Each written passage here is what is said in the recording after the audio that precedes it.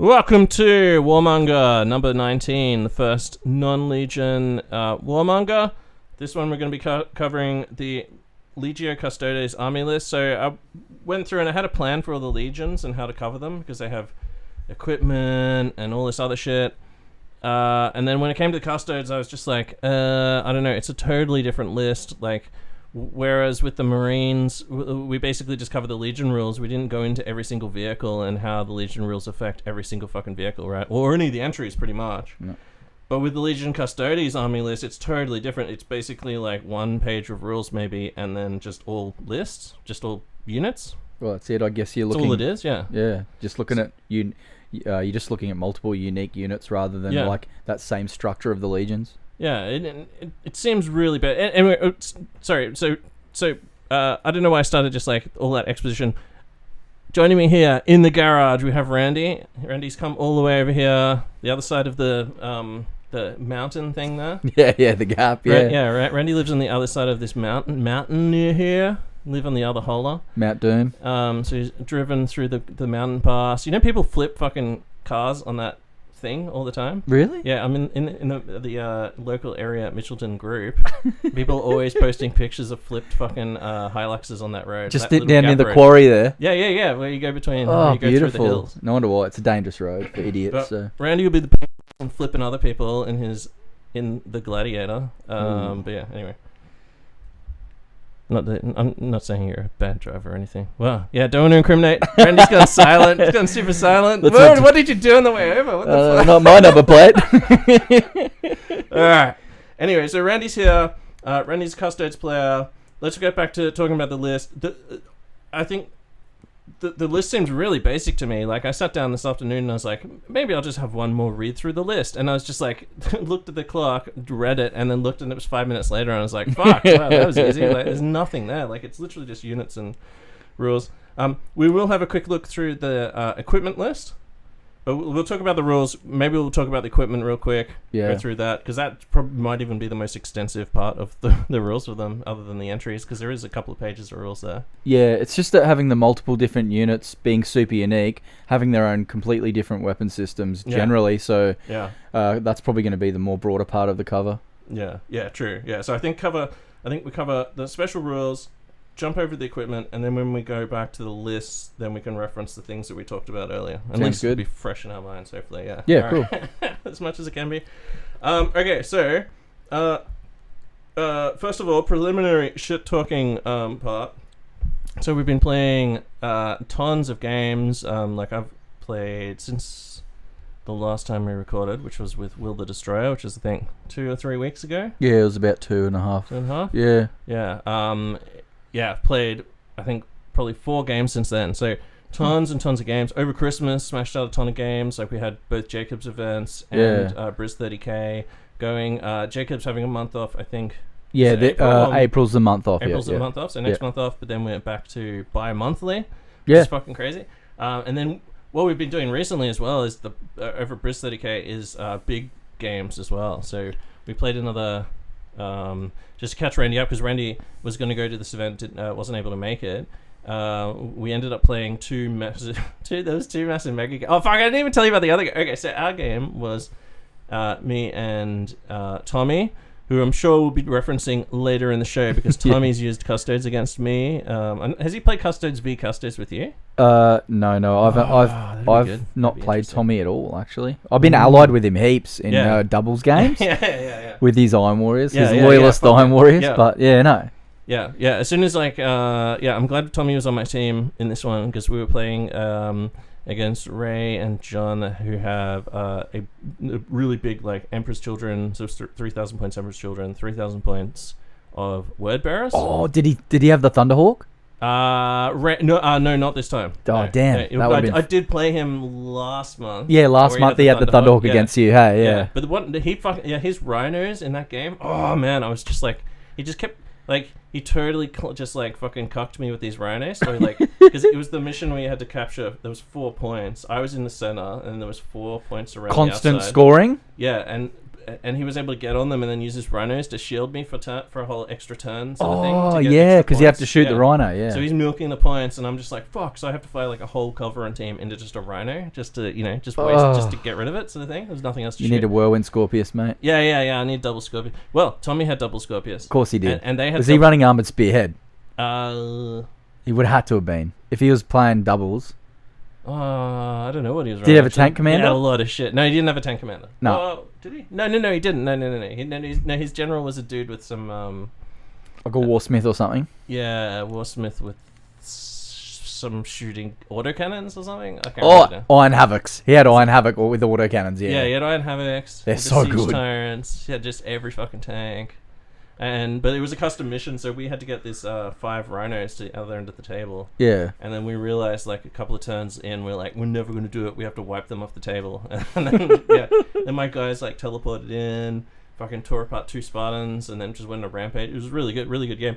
The other game, with, like, like Peter from Necromunda. People yeah. He plays White Scars, hey? Yep, plays White Scars. If you're a Necromunda Fast Shot listener, he was running with it. He runs Necromunda campaigns for us, and now he's got into Heresy? White Scars as well. Yeah, he was there. There was tons of people there, but they played a 4v4, 2,000 points each for the loyalists, 1,500 points each for the traitors. Oh wow! But one of the loyalists was secretly a traitor, so I had to try and fuck with them or something like that, and then they had to try and guess each turn which one of them was the enemy, and then they were all allowed. Everyone else was allowed to then shoot at them. So then they chose Leadham 3 times in a row and just blasted him off the table. What was Leadham playing? Was he Mechanicum? He was playing Necrons. So he brought Necrons. How does that work? Oh, he was proxying him for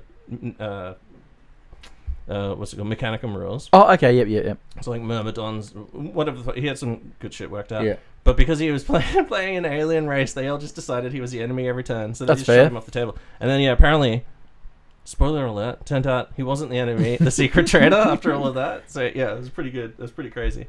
Actually, who did it end up being, out of interest? I don't know who it was. I just saw that like they rated Leadham 3 times in a row, and then someone commented after it. It's funny because it wasn't even him any of those turns. So if it was Jack, he'd probably pick like the least possible traitor one, like Imperial Fists or Blood Angels. Oh, I guess like Imperial Fist traitor. Like man, so good. Jack's got this other thing that he just started. He was just field testing, which is he's 3D printed these dice.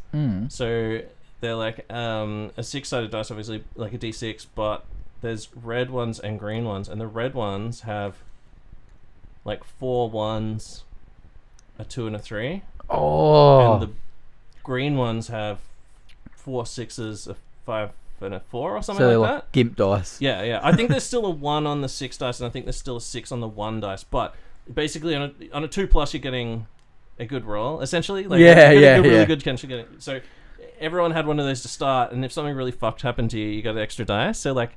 The word bearer's got out. His general got out of his Spartan. Was that Harley or Terminator bodyguard? Oh no, John in our game. Yeah, and and then they were like, oh, the Seekers right there. Fucking we'll just shoot them with our combi bolters or whatever. Yep. And I was like, okay, cool. Return fire. So they killed 1 Seeker, and my Seekers returned fire into the unit, precision shotted his general, and killed him. Did 3 wounds to him. You're joking. Yeah, like on turn 1. Oh. And, like, and then Jack was there, and he's like, Savage. yeah, have a dice. So yeah, he got a green dice for that. Yeah. Wouldn't read about it, eh?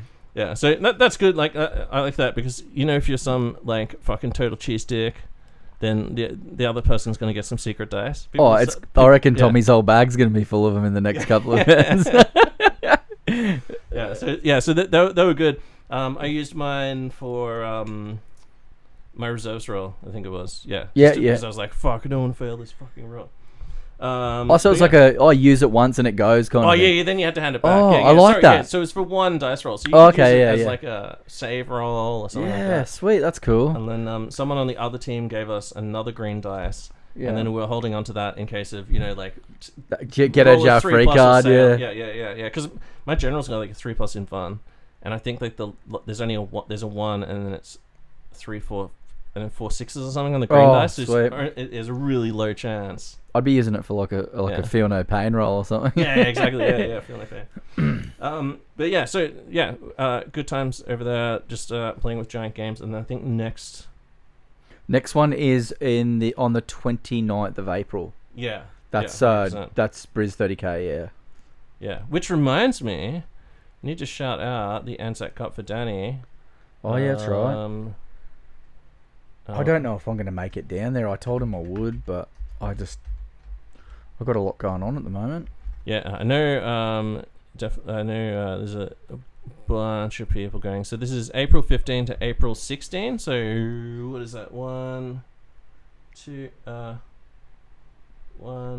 So 3 weeks away. Wait, 1, 2, 3. Yeah, 3 weeks away. Wow, that's coming up quick. Are you going? No, I'm not going to make it down. I'm pretty sure Michael's going. I know Jackson's going. Shout out Jackson. I know Kat's going.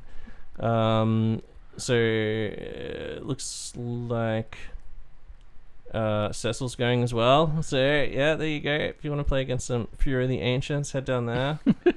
Get your anti-Fury of the Ancients practice in. I think it's pretty low points still, I believe. Yeah, I think they're going 2,000. Was it 2,000? I think I begged him to go to 3k so I could play with a Tribune. Yeah. So I could take some teleportation transponders because I still don't have any vehicles yet. But in saying that, they move so quick. But we'll talk about that when we dive in. But Anzac Cup's always a good turnout. Yeah, so Anzac Cup, I'll put a link in the show notes, but yeah, it's on 3 weeks time, 15th till 16th, so it's a 2-day event. It's at so this is just I'm just talking about Heresy as well. There's a whole ton of other shit going down there.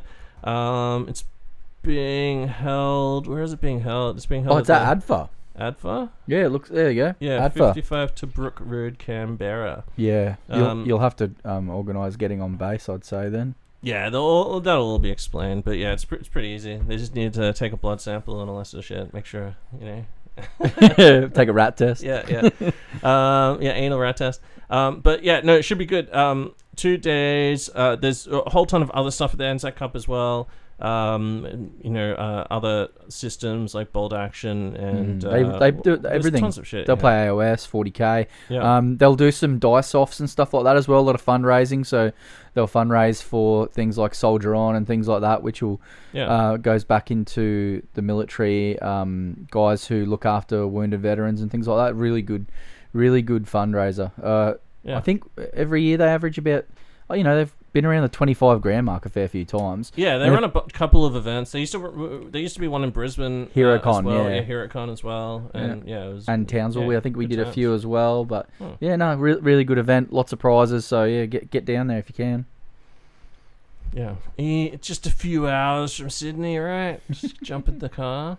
All right, so let's close that. Okay, cool. Well, let's get on to talking about this Custode list.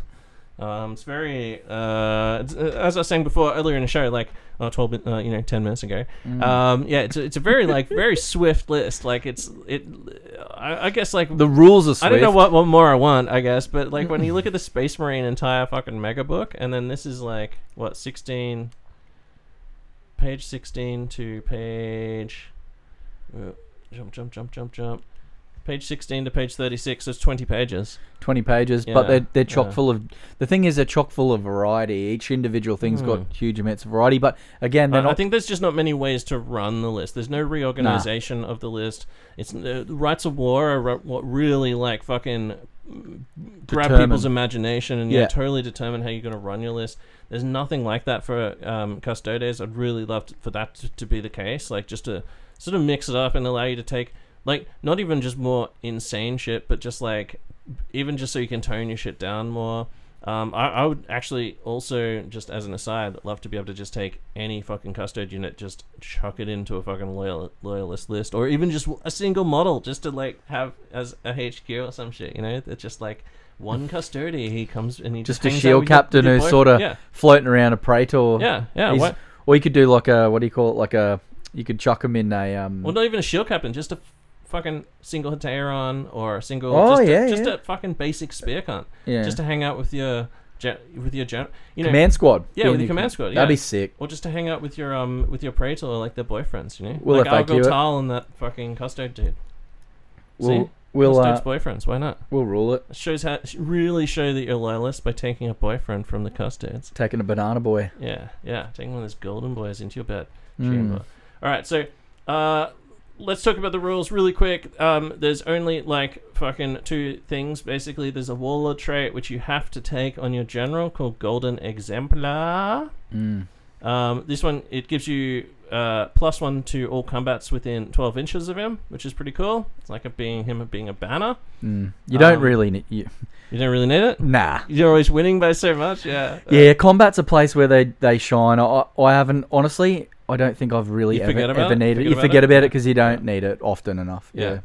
And then in addition, while engaged in a challenge, a Warlord with this trait adds a bonus of +1 to their attacks and initiative characteristics. We forgot that when we were playing. Yeah, we did. That's huge. That's probably the biggest one, especially because if you're doing if you're going in and you're getting into a challenge and you're running say Meridian swords or whatever, and you use the rampage rule, then you're base attacks 5, then you're getting 3 for rampage, +1 for the charge, and then +1 attacks for Gold Exemplar. You run 10 AP to attacks, at strength 6.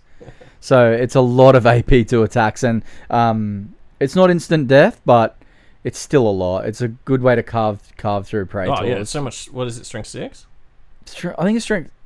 I think it's strength 6. Strength 6 AP 2. If not, it's still strength 5, and most characters are toughness 4. Yeah, true. We'll find out when we talk about the most insane weapon ever created by mankind, the Meridian Blades. Okay, cool. So, yeah, where that did come up is when Tommy and I played, and I had First Menace, and it was like a gold on black First Menace going up against Valdor. Valdor. Yeah. And we fought the combat, and after we realized that Valdor should have got initiative 7 instead of 6 because he was in combat with Varus. That wouldn't have mattered with Varus, really. Yeah, but then we remembered that Valdor did 1 wound to Varus, and Varus did 15 wounds to Valdor that needed to be saved. So, they need to nerf that brutal on him. Brutal. No, fuck up. Brutal 3. Come on, bring it back. That's not what we're here to talk about. Let's make Valdor's spear brutal too. Nah, fuck. Oh, yeah, maybe. I think it should. He hits like a pile of shit. He does. He's not very good. We might actually cover him because he's... Yeah, we'll talk about him. We'll cover him because we'll have time. Yeah. Alright, okay. So that is the Warlord trait. You can only take that Warlord trait. It means you can't take any of the ones from the book. I mean, there is that one where you get to run extra and initiative and all that sort of shit. It would make you really, really swift. You can't take anything else. I know. That's what I mean, yeah. It would be cool if you could take it. I would really like GW to add more Warlord traits that will change the way synergy, create some synergy.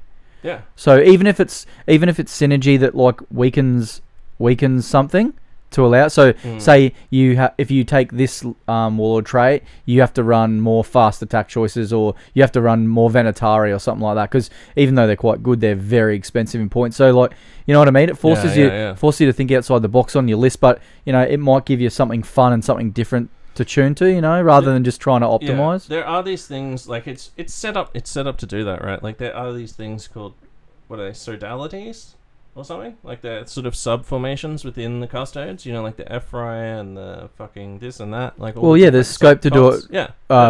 Thematic wise, 100%. Yeah, just call them the Akatoni and all that. Yeah, exactly. Yeah, and just call them sodality traits or whatever. Yeah, that's what I think. Boom! If you take a shield captain, he gives you this, and just turn Meridian Blade. Or just change the pricing on Meridian Blades. Boom! That'd be sick.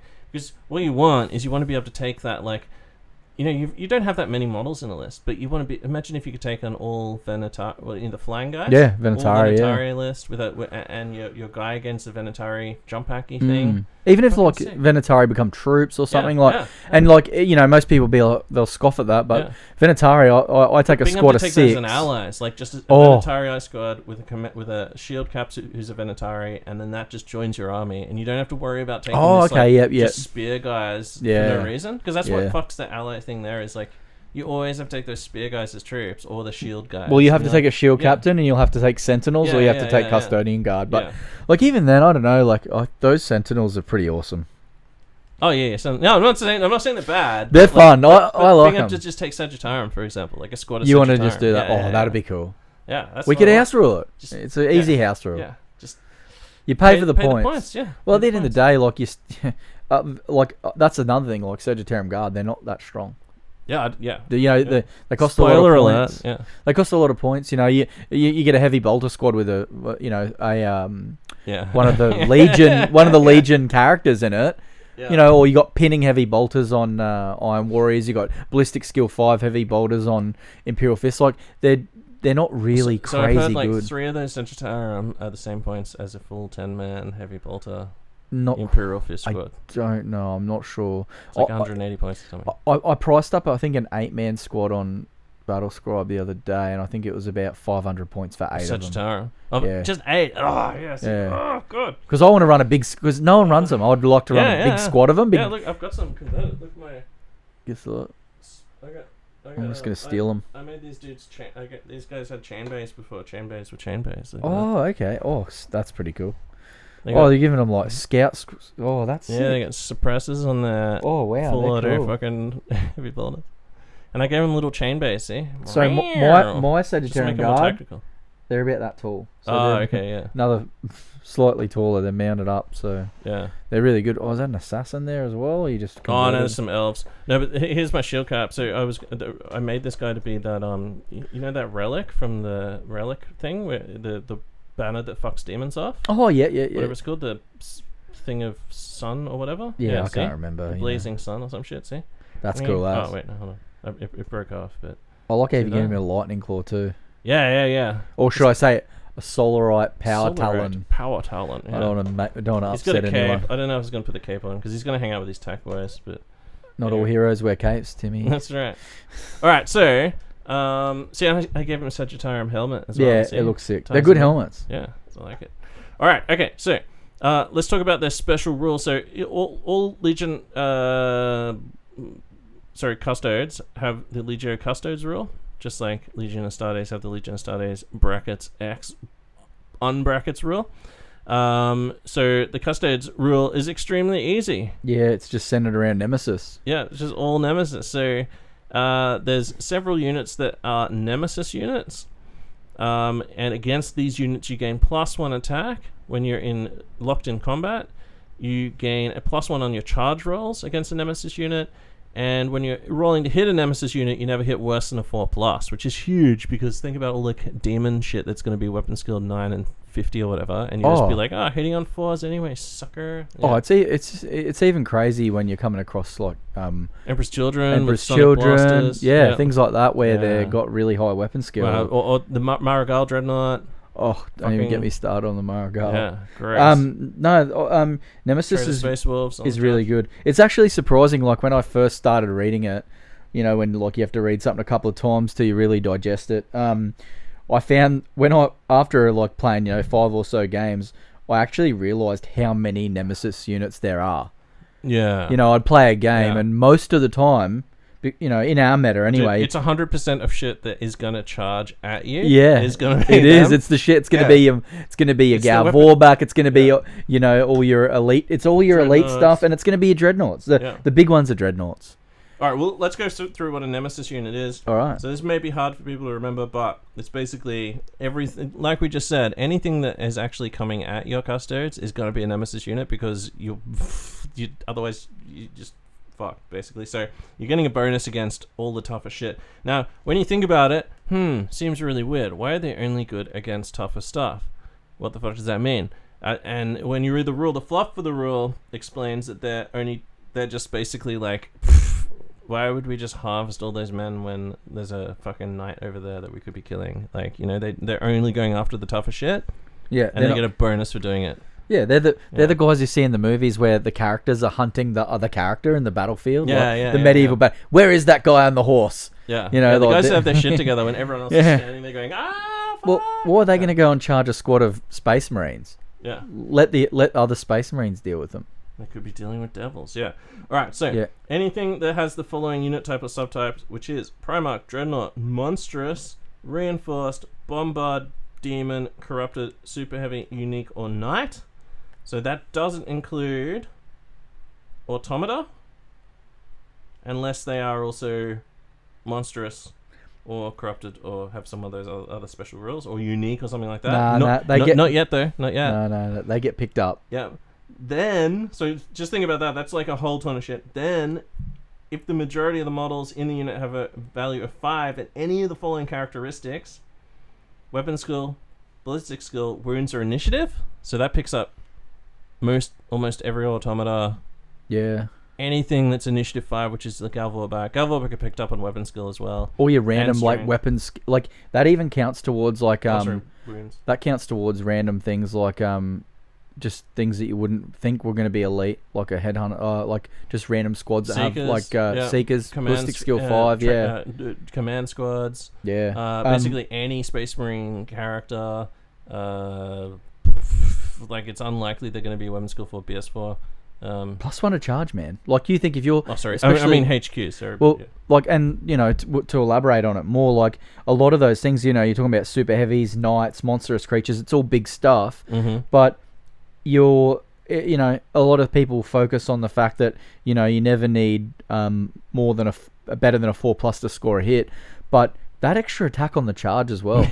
You know, Custodes aren't short of an attack profile, you know. Yeah. Some, you know, 4 or 5 attacks base, you're getting 6 on the charge and +1 for a Nemesis. So you get 7 attacks. You throw on a Solarite Power Talon or, you know, something like Gauntlet, that. Yeah. Oh, yeah. Just, you know, it's crazy good.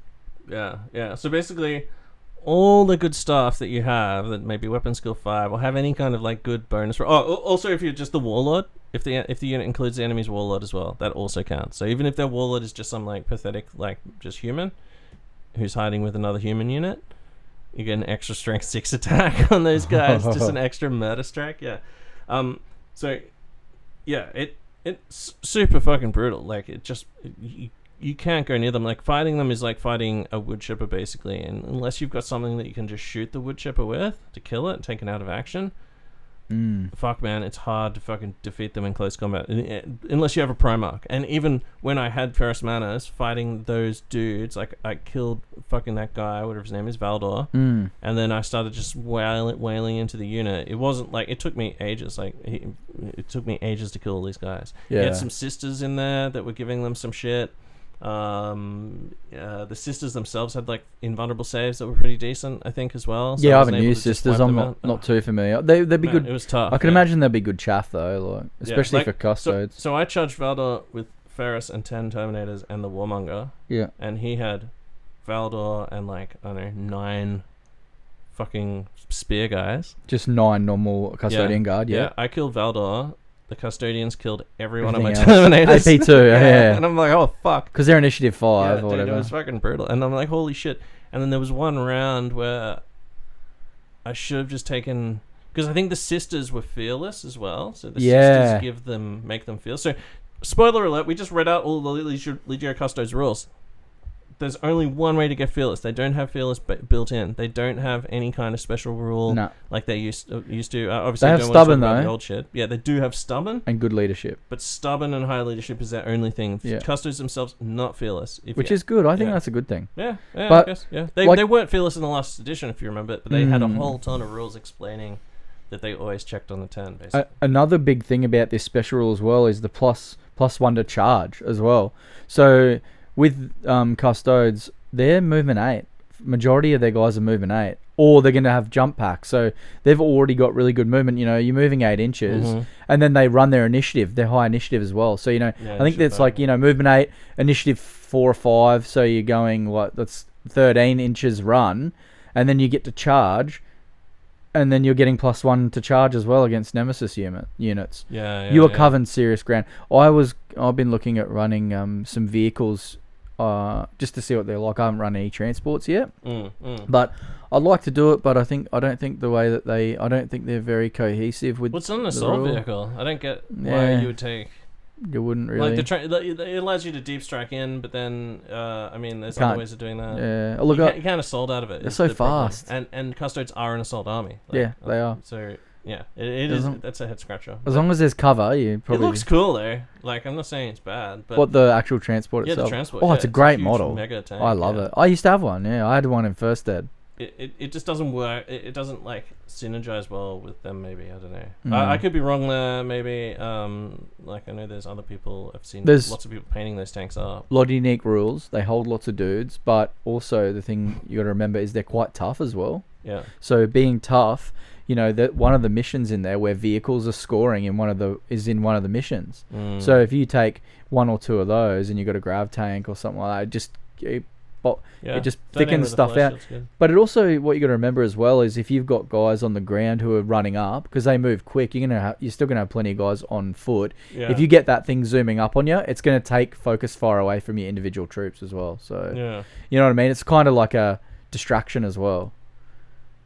Movement 16. Oh, yeah, it's pretty fast. Okay, fast. Yeah, let's get into. Oh no, we're gonna jump over to the weapons. So weapons. Let's talk about some of the weapons. Yeah, weapons are good. I'm just wondering if the weapons are actually laid out in a fucking way that makes sense. They are really easy. But they're mixed in with the solar and. They are, but they're pretty straightforward. All right. Yeah, it's not very hard to determine which is which. I should have highlighted them to make it easy for everyone. So kinetic destroyer is the pistol, right? Yeah, it is. Yeah, that the Venatori have. Yeah. So when you go to the weapons section, it is mixed in. So this book, obviously, I should have said at the start, we're talking about Liber Imperium, which came out late last year. Yeah, it was. Yeah, late last year. Oh no, maybe August-ish. It wasn't long. It actually wasn't too long after the release. You sure? It would have been October or something. Well, right? Put it this way: I'd played a painted army game with my Space Wolves. I played 2 games with them, and they were out. Oh, okay, right. So it was pretty quick. They just came out. Yeah, crazy. All right, so but this book has Custodes in it. It has Sisters of Silence, which is a really nice little list, which I'll go through at some point. But it's very long. It seems like a lot longer than this one. Yeah, it's very involved. It takes a bit of sitting down. Stuff, yeah. And did you know those things at Armor 13 now? The little dildo thing? Their transport. Yeah. That's cool. The Swift dildo. So and then you've also got Solar Ox in here as well. So it's a real cram these lists in thing. So that might be why they didn't have enough room to sort of make the Custodes a bit more customizable. But weapons are all mixed in with everything else. So we'll go through them. The first one I would say is a kinetic destroyer, which is a special pistol which the Venatori have, who are the jump pack guys. And it's a range 12, strength 7, AP4, 3-shot rending 6+ gun. Yeah, it's kind of good. 3 shots. You're only renting on 6+ though, but yeah. Well, as you'll know, and you'll pick this up anyway as we're going through the thing, but a lot of the Custodes range weapons in 2.0 are very centered around AP4 or worse because they wanted to make them more assault centered. Whereas remember, last edition, Custodes were the best at combat, but their shooting was hectic as well. Shit. If you imagine, you're already struggling to charge a unit of these guys. If you charge them and they overwatch you, they're gonna, if their rules are like what they were before, they'll just kill you. They would never even get into assault, and they wouldn't be used as they're meant to. They're the custodian guard. They guard the palace. They go out. They're assassins. They're not gunline troops. Exactly. You know what I mean? So a lot of the weapons, just as a note, we'll notice is a lot of them are AP4, and if they want them to be a bit better, they've just given them rending to lift them up, to separate your big heavy hitters like your tank weaponry and stuff like that. Yeah. All right. So that kinetic destroyer is under the Archaeotech weapon section, which is kind of cool as well. But yeah, Archaeotech pistol, I think a shield cap can still take, right? Yes, Archaeotech pistols, yeah. Sick. Okay, onto auto weapons. We've got these. If we go down to Hellion heavy cannon array. Nah, I think that's one of the ones on. That's a Sisters one. That's the Sisters. That's the Sisters gun off their speeder. Yeah. Right. So we've got the Elastius accelerator cannon and the Elastius accelerator culverin. So they're on the Telemon Dreadnought, the battle tank, and then the big dog one, the cannon, is on the super heavy flyers. Oh yeah. The big dog flyers, those big awkward shaped future cool golden stag looking things. Yeah. Oh, are you sure that's the cannon? I think that's the mega heat beam. I'm pretty sure the cannon. I'm pretty sure it has. There is a heat beam one, but they do Arachnus Magna Blaze. They do have cannons on them. So, Theris gunship has heavy blaze cannon, Arachnus Magna cannon, Infernus firebomb cluster. But then I think the Yeah, it's... Oh, yeah. Oh, no, it's Lastrum Stormbolter. Yeah, okay. So, yeah... Wait, what has the Magnus... what has the Arachnus Magna Blaze cannon? That'll be that's the big super heavy, the shooty one. Oh, okay. Right. That's the shooty one. The Ares gunship. Ares, yeah. But even that isn't like, when you're paying 650 points for a fly like that, it's very good, but a lot of the weapon systems, I won't say underwhelming. They're not bad, but they're not like when we see a Scorpius or we see certain like Legion shooting units on the ground. Excuse me, on the ground, we know they're going to hurt. Like 3 laser destroyer demolishers, right? Yeah. We know that their shooting is going to really hurt whatever they shoot at. They're going to pick something and going to delete it. The Custodes list isn't really like that. The shooting's okay, but it's you could tell they've really placed a lot of emphasis in not focusing on them being a shooting army. Yeah. Maybe we should just cover the units and then we can just jump back. Oh, you've got the book. I've got a bookmark. Oh, yeah, okay, let's just do that. Maybe we should just do that. That might be easier. All right, let's do that. Because otherwise we're going to end up talking about the unit and then talking about the unit again. Yeah, because we're going to be linking them up I'll anyway. just cut this bit out maybe. Like, what's this like? 35 minutes in? I'm not going to cut it out. No. All right, so we'll jump over to units. So very first unit is probably the special character guy, right? Yeah, it's Valdor, yeah. Do you want to do Valdor? Yeah, let's talk about him. I mean, we usually don't cover special characters. This guy, or Primarchs. Why not? Because this guy is a Primarch. Excuse me. And a character. So basically, Valdor, 350 points, super. So when you look at 350 points for what he's got, he's really good, especially when you include all the Primarch rules. Is he designed for killing the some of the top tier Primarchs? Not even close. I would say he's probably go one-on-one with some of the weaker Primarchs, but lightning blows not too bad, but you need 6s. Murder strike 4+, that's not too bad, but that's most of the Primarchs have that. There's nothing. He's strength 7. A lot of the Primarchs, some of them are strength 10, strength 12. Well, he's only strength 5 base. He's strength 7 when he gets his He's strength 5, toughness 5, 5 wounds. Yeah. He's got the Primarch rule, but he's not really a Primarch. Yes, exactly. So he has the Primarch rule. He's inferior in basically definitely his strength and toughness and wounds are inferior to even the weakest Primarch. Yeah. Initiative 6 is on par. Even Ferris and some of the other guys have 6. Weapon skill 7. So he's equal to like a lot of the Primarchs. He's not no slouch in combat. But yeah, the strength 5, toughness 5 isn't great. I mean, Primarch gives him Eternal Warrior, so you can't just like straight up fucking kill him with strength 10. Yeah. But only tough 5 and only 5 wounds. Oh, it's his volume attacks. He's got a lot of attacks. Yeah, he does. So he's got 5 attacks, plus he has counter attack 1 as well. So if you charge him, he's getting bonus attacks there. Yep. If he's in a challenge, he goes to initiative 7. As you were speaking about before, but then he gets the extra attack as well. And then every 6 to hit is another attack. So there's a lot of strength 7 AP2 attacks coming in it with murder strike 4+. It's good, but it's good. I've used him in a couple of games. I found him a little bit underwhelming, but because you're playing with him and he's a special character and he's a Primarch, you kind of have that expectation that he's going to handle himself like a Primarch. But then when you think he's 350 points, he's super cheap. If you're going to take him, he's going to get work done. He can move through. He can pretty much move through anything in the game that's not a Primarch. So yeah. I think he can take a what can he do against the Dreadnought? He's got Murder Strike 4+. He's winning on 4s. His weapon skill keeps him good against Dreadnoughts. Not so good. I reckon Amara Gal might have him. Yeah, he does have a 3+ invuln, which is better, actually very good. Like, there's only the bigger boy Primarchs have 3+, like Vulcan and Ferris has it. I've got it on Russ. I think he's a 3+. I think Perturabo has it because he's in big armor. Qualifies as a big boy when he puts his armor on. But yeah, so interesting character. Not as fucking insane as he used to be when he had that Apollonian spear. He used to have that molecular severance thing. Oh, that was fucking out of control. That was cool as. But yeah, so... actually, he does have Airy Strike, though, which is quite good. Ooh, okay. Yeah. Airy Strike's good.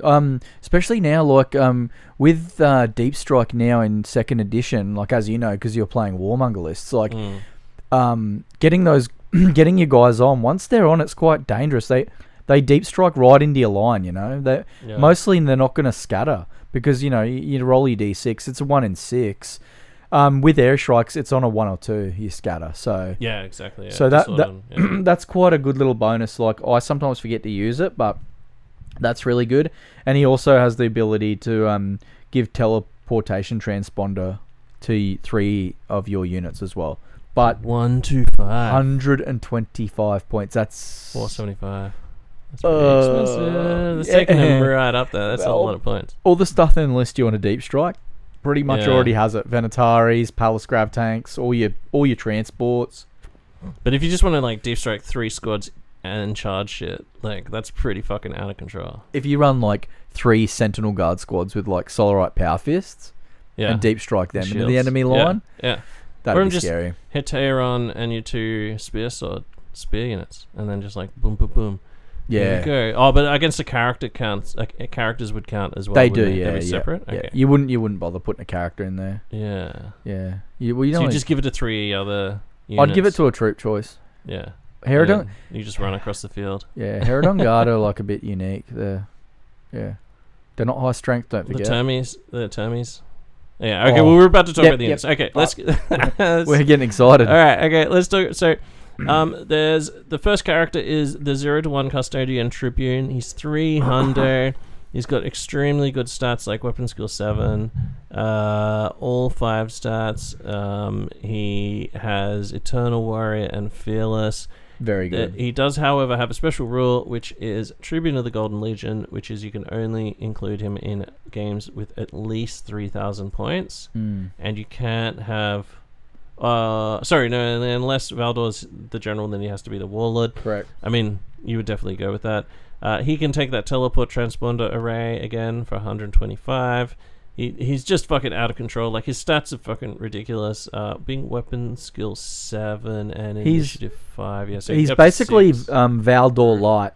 Yeah. Valdor Light. He's 300 points. Any 3k game, I always take him. He's bang for his buck. Being Fearless and Eternal Warrior, is crazy good. Can you take Meridian Swords? Oh yeah, free. For free. See, I don't understand that. Yeah, I think they messed that up a bit. I think they should be plus 20 points or something. Yeah. So he comes with a spear, the Guardian Spear, the dagger. On the dagger has rules now. Yeah. On a side note, we're talking about Meridian Swords. We may as well, because this is... this is the first instance. This is so we're into the Tribune. Meridian Swords, we're already on the topic. So Meridian Swords... I've been playing with them quite frequently, mainly because my first shield captain I painted, or Tribune shield captain, was he had the dual wielding swords. Is that plastic one? Yep.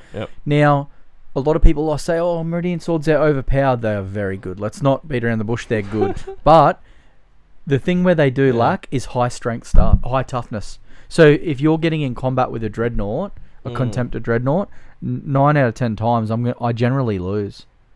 Because against a contender, when it's got brutal fists on it, and it's weapon skill 5, you know, if they're getting the hits in on me and I'm taking those brutal hits, I can't get better than I can get a 3+ invulnerable save with him.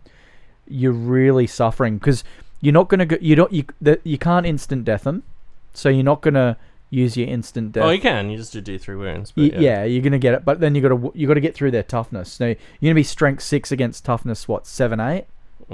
Some of those dreadnought. So Leviathan's 8, Contemptors are 7. You're winning on 5s. Yeah. Now you do have strike 4+ there. You'll be surprised. You'll be surprised. They're getting a 5+ save against it. So let's quickly run through the rules for these, and then we can keep talking about it. But they've got 3 different modes, which you choose at the start of each combat. The first one is Strength as User, AP 2, Melee 2-handed, Rampage 3. So if you're outnumbered, you get 3 extra attacks. So you like a normal shield cap would be 8 base, 9 for charging, 10 for being a Nemesis. If it was a Nemesis unit, 10 attacks. Yeah, it'd be a lot. But only your base strength and only 5. AP2. That's the only rules. No extra rules. All right, two-handed. Yeah. Next one is Grasp the Rainbow Serpent, which is strength 10 AP1, melee two-handed, with instant death. However, it has measured strike, which I believe is just one attack. Yeah. And strike last, or no, I don't. I think it's still on initiative. Okay, I can't remember. What's it I don't. I think I've used that once. It's really not as. It's not. I don't find that helpful. I think. I just. You never. I always ask people if they're going to do the Rainbow Serpent, and they're like, "No, it's better to go for the Murder Strike or something." You're always going to take Murder Strike unless you're fighting a whole squad of like elite Marines, like a big. Like you're not even going to. You generally. You think now, if you're fighting an elite unit anyway, they're going to have 2 wounds. Like Terminators are 2 wounds, Veterans are 2 wounds. You want to kill them because you don't have the strength. Volume, one attack. So it's a model attacking with a weapon or profile that has this special rule. May only make a single attack, regardless of the value of its attacks. Any other special rules, or whether it's charged or wielding more than one weapon. So, yeah, that totally cancels like the whole benefit of the Nemesis thing and getting all those extra attacks. Yeah. So you're only getting 1. You are going in initiative 6. You could go higher in a duel. It could be fun to just like throw that on a Space Marine character if they only have a 5+ or something. Well, with the high weapon, so I think the big thing is you on high weapon skill. You know, your weapon skill 7, so you're pretty much guaranteed the hit. Well, I'm not going to say guaranteed because there's plenty of people who roll a lot of 1s out there. But, you know, chance of hitting a high, strength 10, you're going to wound whatever whatever you're attacking. You're generally going to wound unless you full fluff it, and it's AP 1. So if you're going to... I think I used it once, and it was literally because I happened to charge a Fellblade with him. He was in a unit that charged a Fellblade. He was in a unit of He was in a unit of Sentinel Guard with Power Fists. Do you think that's better than using a Melter Bomb? I guess it is still a... No, Melter Bomb's probably better. Oh no, Melter Bomb you have to strike last. You have to strike last. Armor band with though. Yeah. Strength 10 plus D6. He has, and they have. You can go up to 16. Yeah, he has Melter Bombs too. Whereas you got an average roll of 15 on a Melter Bomb. Yeah, look, I'm just gonna say that I never use it. You're never gonna use it. Just put it on the shelf. I think it'd be good. I think it'd be fun. If you're doing duels and you just want to like elderly crush someone's character and just show disdain for them, you just go like, here's the strength 10. like a Solar Auxilia general or something? Yeah. Just fucking squish him into the ground with the hilt of your sword. Yeah, just elderly crush him. And then the last one, which is Hand Cuts the Clouds, which is +1 strength, so strength 6 generally. That's your go-to. AP2, melee two-handed. However, it has Murderous Strike 4+, so it's bucket of attacks at strength 8 AP2, Murderous Strike 4+. So super Paragon Blade. Yeah, super Paragon Blade. Yeah, you're right. Yeah, you even whale people with that. Generally, why would you take a Paragon Blade? Costs 20 points. Costs 20 points. Yeah. You could swap this out for a Paragon Blade that costs 20 points. Yeah, Paragon Blade's actually 25 points. Oh, there you go. And the Paragon Blade's 30, and they're nowhere near as good as that. So that one, that's the general one that will get used. Even over the Rampage, like I've had people say, oh, why don't you use Rampage? Generally speaking, when you're doing the instant deathing, it's going to be Nemesis uniting. You're not going to charge a shield captain into chaff. Into Space Marines. Generally, yeah. Well, you're going to be... there's no other choice, yeah. Or there's no other choice, but generally speaking, you want to put them into combat with elites, so you want to be instant deathing your 2 wound plus models, you know? You want to be making those wounds, getting those instant deaths, so you can cut them down, getting that volume. Yeah, and against shit like Automata, so savage. Just man, like... throwing them fucking 4+ instant deaths at people. Man, do you know what I hell want to do? I want to run a Tribune and run him with Solarite Power Gauntlet. Well, because like you think he's, base attacks 5, he goes to 6 on the charge, 7 attacks when he's got Nemesis. You're talking about 7 attacks, generally hitting on about 2s or 3s. You can give him strength 10 AP 1. Yeah, but you can give him an extra attack if you give him a Alchitect pistol, right? Because it's not a specialist weapon. Oh, I didn't know that. Oh. Solar Power Gauntlet, it's just melee unwieldy. So you can give him a... Oh, it's unwieldy. Yeah. So you go last, but you can get a whole nother... You can get like 8 attacks. You're going last, but Jesus, like You think striking with 8 attacks, strength 10 AP 1. That's where it's at. I actually think I'm gonna play that next game. Don't forget, you got weapon skill 7, so like even Praetors are hitting you on 5s. Yep. Generally, it doesn't get hit very often. It's generally every time I've had a Custode Tribune or a Shield Captain killed in a game, it's mostly been by Dreadnoughts. I think maybe says something about our meta or the fact that Dreadnoughts are just really strong in this edition. Yeah, I think Dreadnoughts are just really strong, and if I think the problem is if you don't have Dreadnoughts, you can't stand up to Dreadnoughts. That's what I feel. So that's why I have Dreadnoughts. That's why I have them. Yeah. Yeah. Okay, so, let's talk about some of the other weapons that this guy can take as well, like we were talking about. So the Miseria Cord, which is that little dagger boy, it now has rules finally, so it's strength 4, AP nothing, melee instant death. So, I mean, I don't know how often you'd actually use this, but there may be some niche rule and some niche thing where you're like, hey, I'll take it easy and we'll only use our Miseria Cords on you or something. You know, I guess it comes to that thing too, like it's a guaranteed instant death. Yeah. So, like, I don't know how it works. Like, if you can distribute your attacks, you might want to go, all right, I'm going to do all these. I'm going to pile on all these. I'm going to pile on all these attacks. Say even in a challenge, and you think if you're in a challenge, you're a custodian already. It's strength 4, but you're wounding a Praetor on 4s. You just throw one in. That's a guaranteed instant death, you know? Yeah, that's true. Or just a whole... Yeah. Well, one guy just only uses his dagger. It's like 6 or 7 fucking just... Yeah, that's true. That's powerful, actually. It's very good. It's very good. The other thing you could come up against is just some big blubbery fucking thing that has... You know, like... Mechanicum, bro. Yeah, use it against mechanic. Oh, they got high toughness. But most of them have automatic shielding. But there is a few things that don't have automatic shielding. There was something... Hopefully demons. Maybe it'll be a demon thing. Maybe it'll be for demons. There's something that doesn't have automatic shielding. Oh, what the fuck is it? Something just came up recently. It might be... could be the Silica Animus or something for the Dark Angels or something like that. But there's something that is like a Dreadnought but doesn't have the full protection of a Dreadnought, and I remember thinking like, ooh, fucking instant death will fuck you up. Yeah. Can't wait to charge you. Yeah. Alright, okay, let's keep going along. Other weapons, whatever else we got, anything else? It's all pretty much standard, like you got your normal, most of the weapons... What about the glaive? Oh, the spears and the glaive and shit. Yeah, most of them we'll cover when we get to the troops choices. But this guy can take the the Paragon Glaive. Yeah. So Paragon Glaive is basically just like an upgraded version of the Guardian Spear. It's in shooting. It's got a range 18, 2-shot, strength 5 shred, AP 4 shot. Yeah, kind of underwhelming. Pretty average. But in combat, it's +1 strength, AP 2, melee 2-handed, reaping below 1, murder strike 5+. Meh. You'd never use it. You wouldn't take it. Because you can take Meridian Blades. Well, why would I pay 30 points for that when I can take Meridian Blades for free and have Murder Strike 4+? It just doesn't make any sense. It's stupid. Yeah, unless it's... Yeah, I really think they need to fix that because it kind of kills... Oh, I don't know. It's just kind of weird. Yeah, it's like what... There's just one that's extremely good, and then they made that the free option that you start with. So it's like the Raven Guard issue that they have with their rending power talents, like how the rules don't make sense. It's the same thing with this, you know, like the way they did it doesn't make sense. I know there's a couple of guys, I think the guys from, not Panoptica, what's the other group? Timmy? Mournival. They've changed it, so I think you pay 25 points for the swords, and then the Paragon Blade's free. Okay, yeah. Which I think is acceptable, you know? Yeah.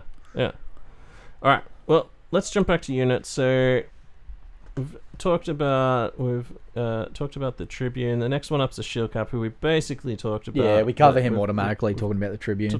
No Eternal Warrior, no teleportation. Yeah, he's only 200 points. If you want to take an allied slot, he's literally the cheapest HQ is 200 points. So I think the cheapest allied thing you can get is about 400 maybe if you only take like 3 boyfriends. He comes with Meridian Swords for free, so you literally get what you pay for out of the box, 200 points. Yeah, you don't need anything. No, don't need anything. You take him out of the box, give him a couple of Meridian Swords and ally him in. What does he come with in terms of protection? He's got a 4+, right? Or 4+ invul, 2+, 4+, toughness 5, and he's got 3 wounds. So he's a super Praetor essentially. He's very close to a Praetor, but with the strength and toughness. And also movement 8. Super fast. Everything's fast. Even the Terminators are fast. There's movement 7, but we'll get onto that. Alright, let's keep going along. So next up we've got Heteran Guard. So these fucking guys. So these guys are pretty good. They're still only weapon skill 5, ballistic skill 5, strength 5, toughness 5, 3 wounds. They have 4 attacks base. They're 225. Now these guys have like a these are basically, they're an elite's choice. They're basically your like custom veteran custodes, if you wanted to make such a thing. They come with meridian swords. They which means that like even the basic guys, like if you've got like 3 of them, they come with 3, and they can take up to an additional 7, so you can get up to 10 of them. Just the basic 3. Imagine them like fucking loading up with Rampage 3 on each one of those, and that's just like 21 attacks before you've even charged. That's like if it's not even a fucking like Nemesis unit. So yeah, you're looking at what's 21 plus 14, so like 35 attacks. Yeah, just with Meridian blades. The Rampage off 3 guys. So I've got a squad of these, and I've used them before. So these guys to me are okay. So you're getting these guys. The best way to think of them, as the way I look at them, is they're elite as hell. You run them around with, most people in a meta anyway, they're going to take the Meridian swords. It's just the way you're going to go. It's cheap. I don't know why you'd change them out really, unless you want to like them do a certain job. I feel like the Meridian swords are the problem here. Just fuck them off and just get rid of start them. Everyone with a spear, and then just pay what the price is in the fucking list. I feel like it doesn't make sense. Where did Meridian blades come from? Like, and like their Auric Warplate gives them a 5+ invul, right? And they come with 5+. They come with a 5+ invul. So the basic ones have not even Auric Warplate. I don't think so. Or is it? Oh no, it is. Sorry, they come with a 6 up. 6, yeah, sorry, 6 up invul. I've never seen. I don't like. Would you put a shield on them? Like, I think putting a shield on these guys and giving them something else is more fun. Meridian swords are good, but the best way to look at it is like this: when I take these guys, if they charge a unit, the unit dies, right? If I take a Custodian Guard squad, if they charge the unit dies. Like AP, because they're AP2 strength 5, right, or strength 6 or whatever on the charge. Yeah. When you're attacking, you're already doing your Custodian Guard are already dishing out the damage. These guys, these guys are not. They don't survive any better than a normal Custodian Guard. No, they don't. But they just hit harder. But they hit way harder? Yeah. They hit way harder, but. But it's a necessity thing. You don't need it. I've run them before. I've run them, and I don't get much more out of them than what I get out of my shield, my Sentinel Guard, because I can put. See, with my Sentinel Guard, I put a Solarite Power Claws and put Power Fists in them and things like that. Gives them a bit of a multi-purpose job that they can do. They're still movement 8. They're still yes, their weapon skill isn't quite as high. The weapon skill, their weapon skill is the same, strength's the same, toughness is the same. They got the extra wound. That's probably the big one, the extra wound. But these guys are bloody good. They really are good. But are they overkill? Most definitely. Once again, though, the options are all fucking insane because they come with a Meridian, right? And then they're 75 points each. 25 points for a Paragon blade. 25 points for a Paragon, and then another 10 for the shield. So you're looking at 105. For a guy with a sword and a shield, and that's like the cool that used to be the cool thing. That's the cool looking unit because they've got a shield and just like a fucking killer sword. But it's same as like they must have some model. They're really pushing this Meridian blades. They just love it. There's someone's getting a battle fat somewhere. Unless if it was the option of we're gonna bring out the Heteran Guard are gonna have fucking Meridian blades. we'll drop the rules for them and we won't put in any options, or they're going to have Meridian Blades, but let's also leave the options in. I'm glad they left the options in at least. So you can actually make your old shit, and it is a bit sandbox. But I think, like, in your local meta, if you just wanted to fucking kibosh the Meridian Swords and let people take shit, I think it's pointed more successfully. I think this unit would be really fun with... I'd like to run this unit with shields and fists. Yeah, shields and fists, or swords and shields as well. Well, you think you got on a Nemesis unit, you got 6 strength 10. You got 5 guys, right?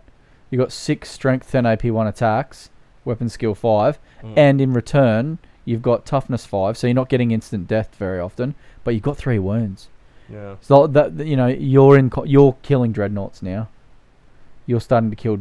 You're carving dreadnoughts to pieces, including leviathans, because you're strength 10 AP1.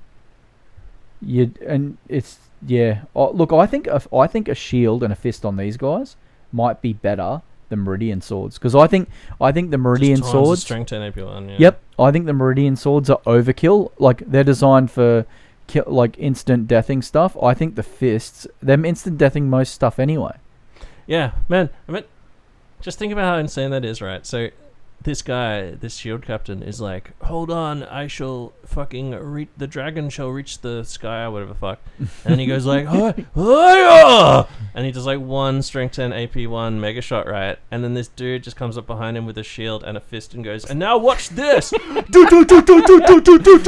just does like 7 fucking attacks in the same time. You know what that reminds me of? Same straight and everything. That reminds me of Power Rangers, where remember the Red Ranger's like, oh, what are you gonna do? And Tommy just blasts him with that dagger and just knocks him over. That's what. Great show.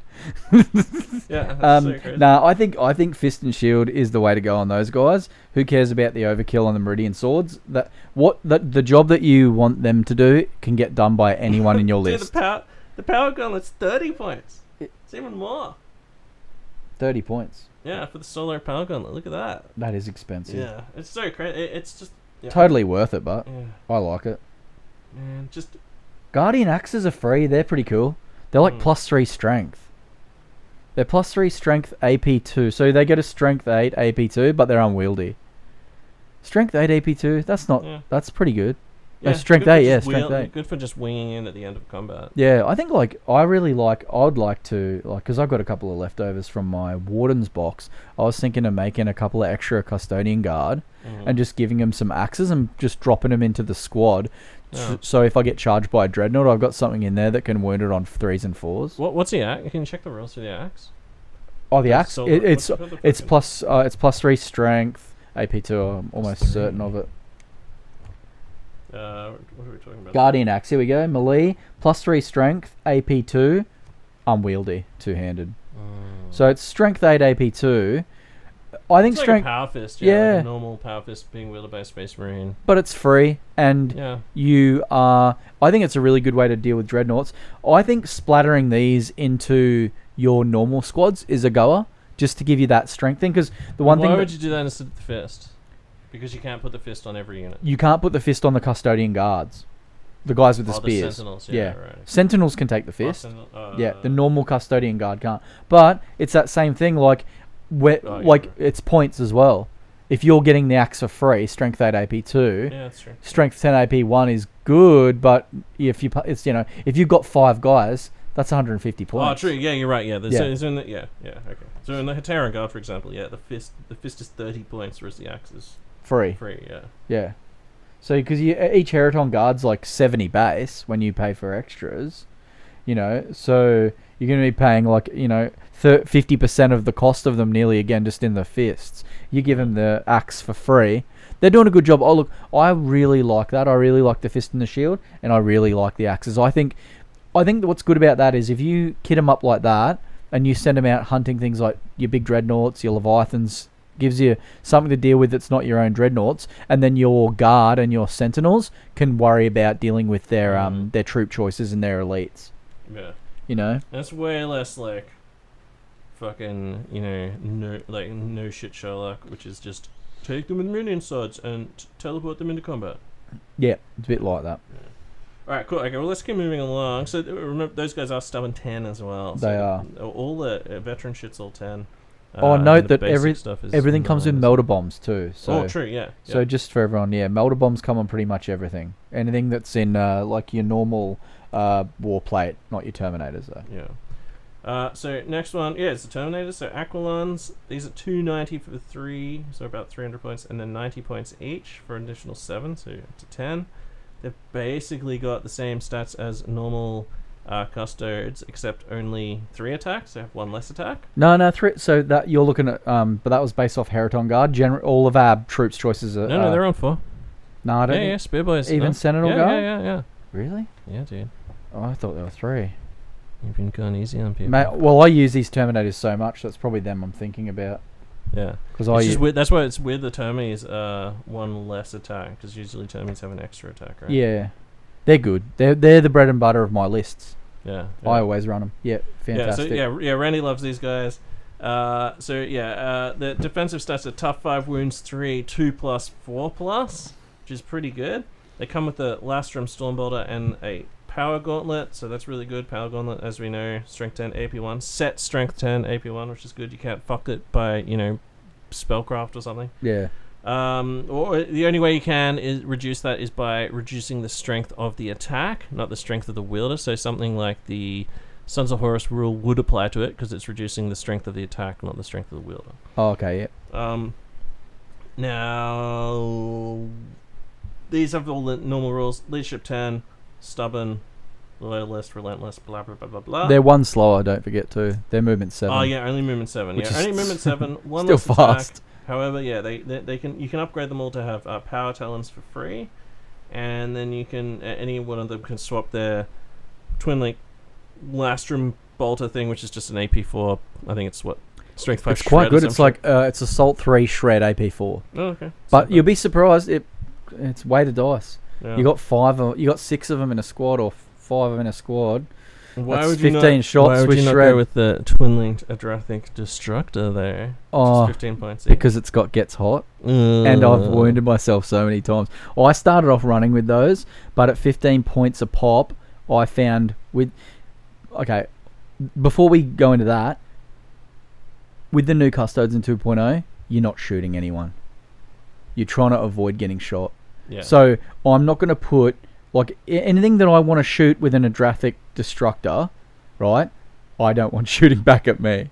Normally when I'm shooting something with that, it's because it's good.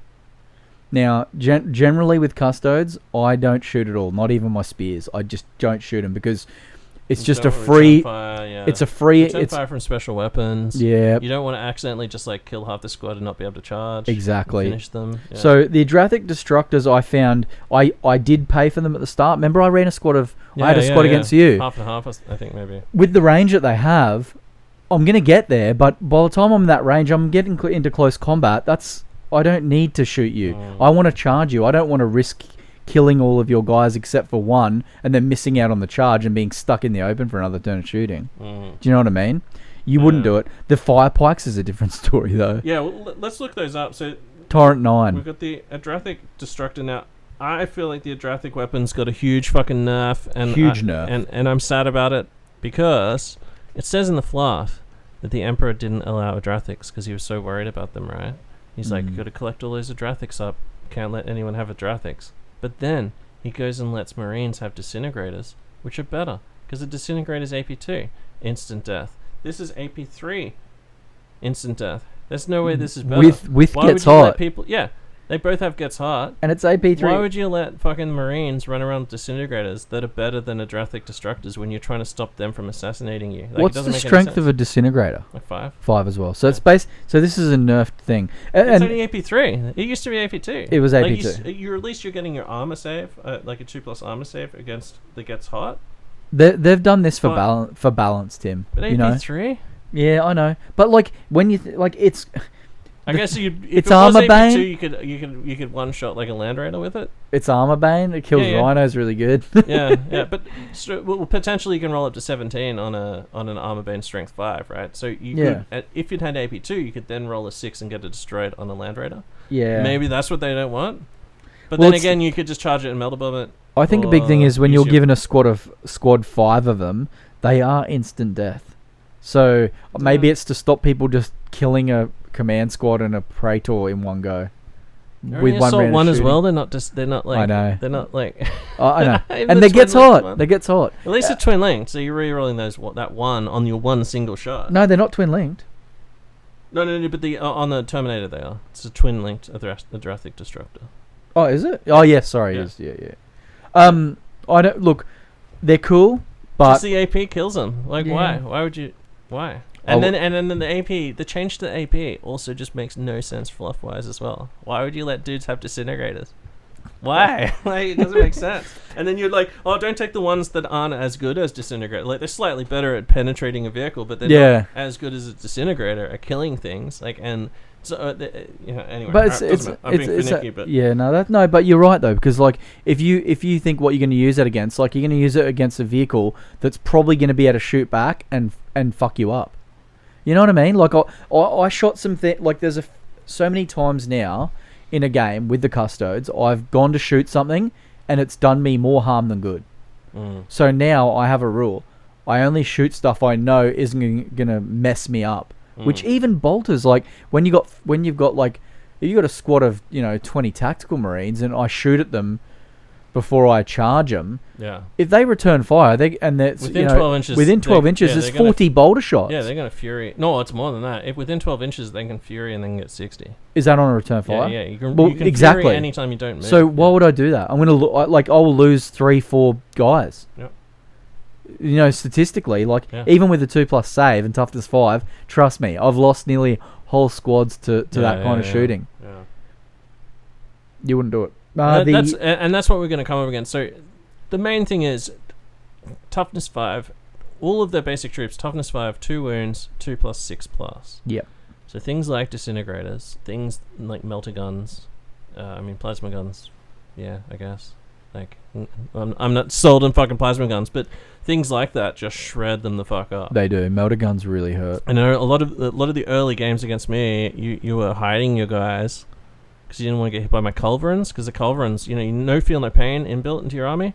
You just got that 2+. So for culverins, I'm hitting on 2s, wounding on 3s, and then just doing say I do 30 wounds or something. I can't save all them. That's a fuckload of 1s. Yeah, you're gonna roll a bunch of 1s. You roll 10 1s, that's a whole squad of 5 guys dead. Well, that game, crazy. That game was, your list was fairly shooty. I wouldn't even say it was your most shooty list you've run, but even you were like, oh, you should have just ran up and charged me and got into combat. It's like, one time when I did get to shoot those Terminators, I just eradicated just destroyed all the ones I could see. I think you had 6 and I could see 3, and I just wailed those 3 that could take saves. Custodes don't like weighted dice. In hindsight, I probably could have played that game quicker. However, there was so much open ground and there was objectives in the middle, so it just made no sense. Like, it just made no sense. I was better off to hang back, which doesn't make sense fluff wise, but you're playing the mission, aren't you? But just overall, man, they're not the shooty army of previous edition. No, they're in close combat. You don't want, like I said, they're a wood chipper that you don't want to come. That just keeps running at you. It's like a wood chipper that's on wheels. Around. Yeah, it's on wheels. It's on a tractor. There's a kid driving it. And it's just coming at you. All right. Okay. Well, that Aquilon Terminator is pretty good. Firepike. Firepike. Bloody hell, we can't miss the Firepike. Yeah. It's my favourite. Yeah. All right. So 9-inch torrent. They've taken away the shenanigans now. Remember how people used to be able to place the flamer on the torrent? Yeah. They've taken that away now, which is really good. Yeah. But I tell you what, it's only AP4. It's only AP6, but when you've got, I run them I sometimes run 2 squads of 6 Terminators if I'm playing big games, and I'll run 3 Firepikes in each squad and then 3 Bolters in each squad. Yeah. Well, Lastrum Storm Bolters, right? Yeah. Now, these things get work done. Even with the AP6, it's a weighted dice thing. What's the strength there? Strength 6. Oh, it is strength 6. Strength 6. So I find them really good, getting around corners, getting through a bit of cover and things like that. They're probably one of the only thing in the game that I'll really make an effort to shoot with, knowing that what I'm shooting flamers at whenever I'm shooting something and I know I'm using AP6, I generally know what's coming back to me. I'm getting my 2+ saves. Yeah. And and I'm also, if they've got and I'm also pretty tough with having heavy and and I got skirmish too. Yeah. So I get the bonus to the cover saves, but the strength 6 torrent. It's a big word of fire, right? They just put those torrents across like 10 guys 3 times. Yeah. So many times I've managed to pull hits, hombre. So many times I've managed to use them to clear troops off of objectives. Yeah. Yep. Things that are that might swamp you. Yep. I mean, Solar Auxilia. All of your attacks. They instant death Solar Auxilia. I know. I did it to. Didn't even get their 6+ Who plays World Eaters and Teddy? Solar? No, not Teddy. Fuck. Oh, Jack. Yeah. Jack. Yeah. I played Jack Solar Army, and he hadn't played Custodes yet, I don't think, and I hadn't played Solar.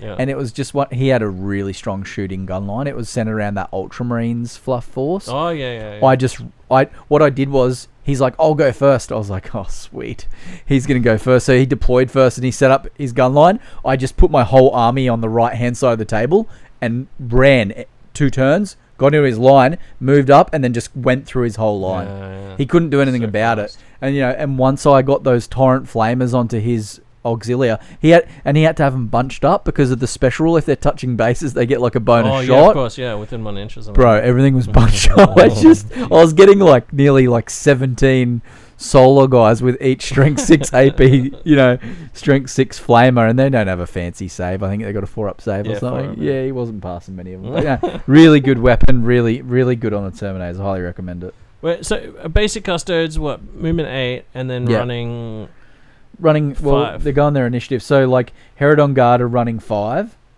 You know what I mean? And then Custode. They're all initiative 5, aren't they? Yeah. They're all 5. So basic squad of just like Custodian Guard. You're moving 13 inches. 13 run. Oh, yeah. So you got a 13-inch run. You can't charge, obviously, they're not Space Wolves, but if but you have to do it. Running is essential with this list. You can't not do it. Yeah, there's no point in just moving and shooting your blaster and bolt guns at extreme range. Yes, I see people do that. I'm like, fuck. I learnt the hard way. I think I had 2 games. I think one of them, that one with you, and another one I played on a Briz 30k. Can't remember who I played. And I just got, I think it was Tommy maybe with Iron Warriors. Someone maybe Iron Warriors. And I just got shot and I just thought, why am I even shooting anyone? Yeah. I'm losing way more guys in return fire. I've got an extra 5-inch move. I'm losing guys in my own turn. There's no point. I'll just move 5 more inches and get me closer to cutting their heads off the next turn. Why wouldn't I bother? No, really good speed. Pretty key. Alright, Aquilon Terminators covered. Dreadnought. Achilles.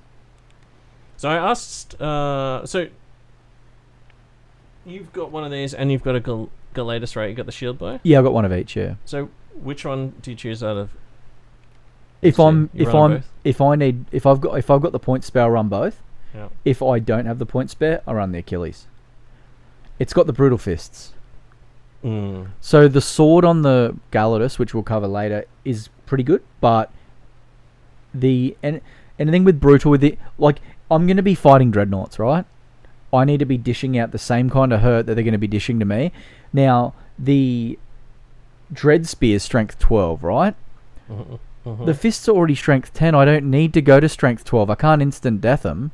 So I don't even use a spear in combat. I just use the fists because I'm already strength 10. I'm wounding them on the same amount. I've got the advantage of having the weapon skill.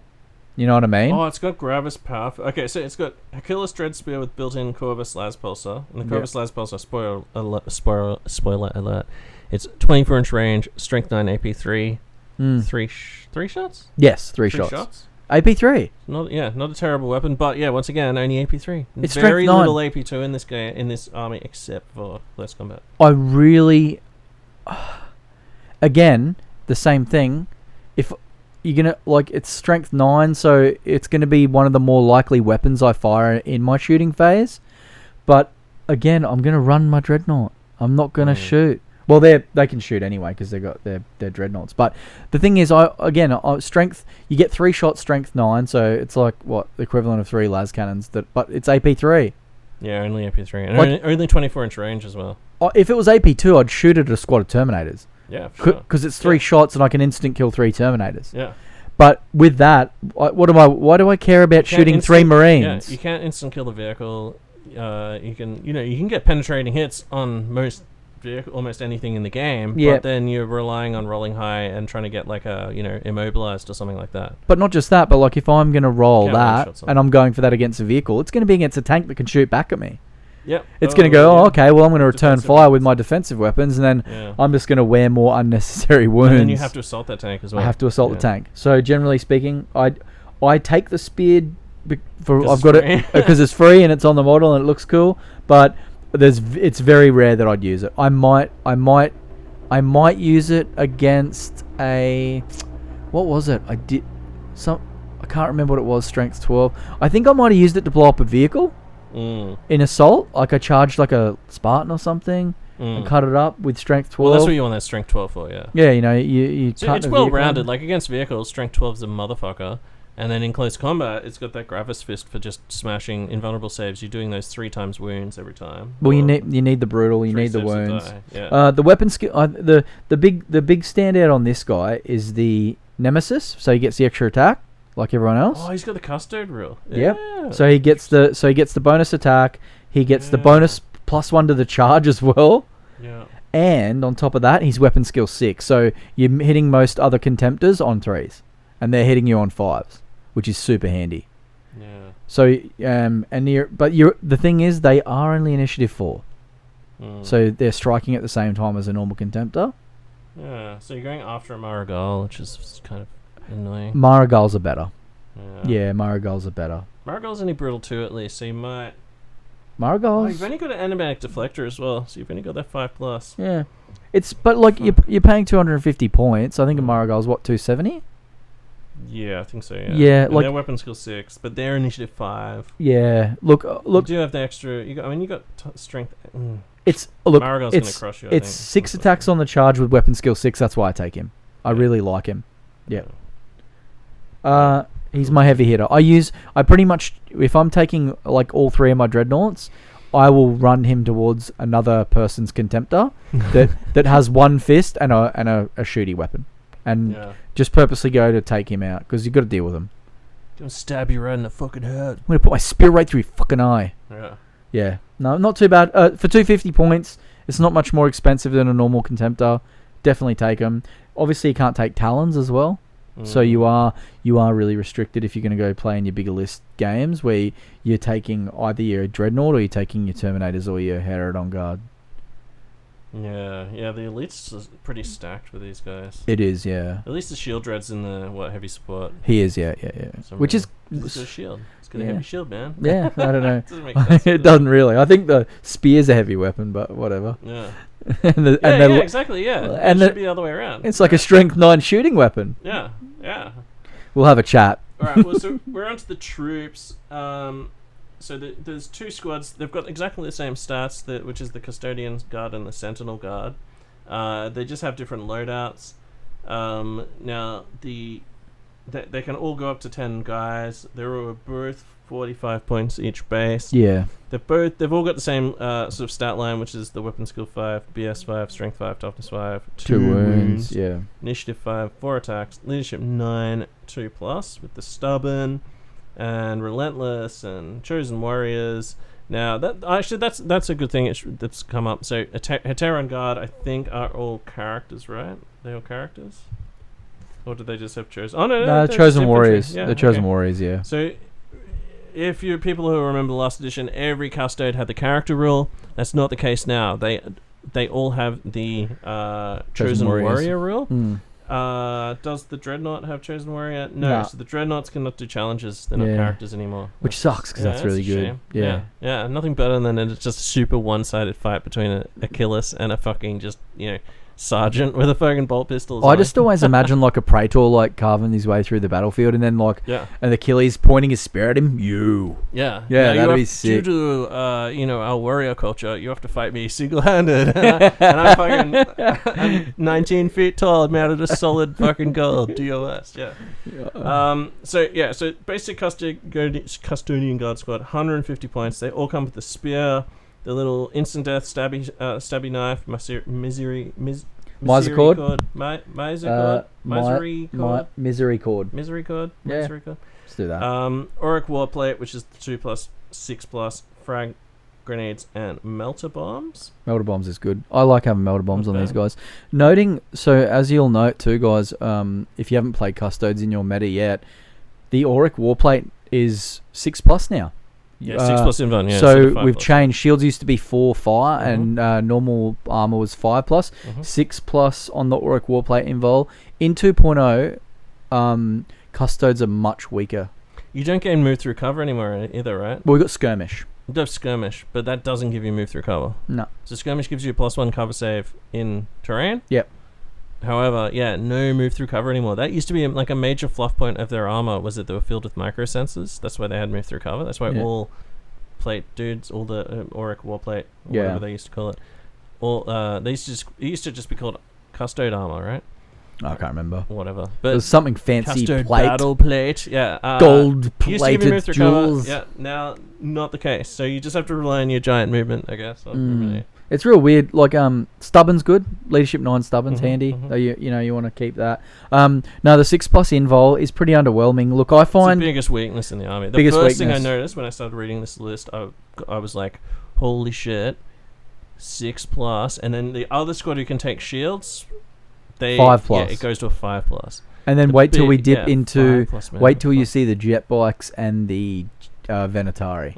Changes again, and it's really surprising. Yeah, they've just taken parts of their armor off. And when you look at the points you pay for them, this is the thing. Like a lot of people say, Custodes are OP. They're not really. They are. They're OP. They're like fantasy. They're a movement. Like based army. Glass cannon. We say a glass cannon. Well, you can say glass cannon. They're fast, but if you don't put them where they need to go, you will get shot off the board by any legion. Or you could easily lose a game. Most of my games, I've won a lot of games, but they were like coming down to the edge of. They were on the edge. They were like, I won by 2 victory points or 3, or if it was a mission that was really in my favor, I might have done it. But like, that's nothing Iron Warriors and Imperial Fist couldn't do. You know what I mean? Yeah. It's like playing my Space Wolves. It's funny enough, like playing my Space Wolves actually feels a bit stronger than playing my Custodes. Really? Yeah. Well, I guess weapons for 6 on the charge. Those termies, like. I think the thing is, but like what people aren't used to is getting a unit charged by another unit and just having it mopped out in one turn. Like it's your unit's dead, and it's like it really catches people off guard. But again, like if people are playing them wrong and they're shooting during the shooting phase, they're going to be losing guys. You know, like I think it's an adjustment because.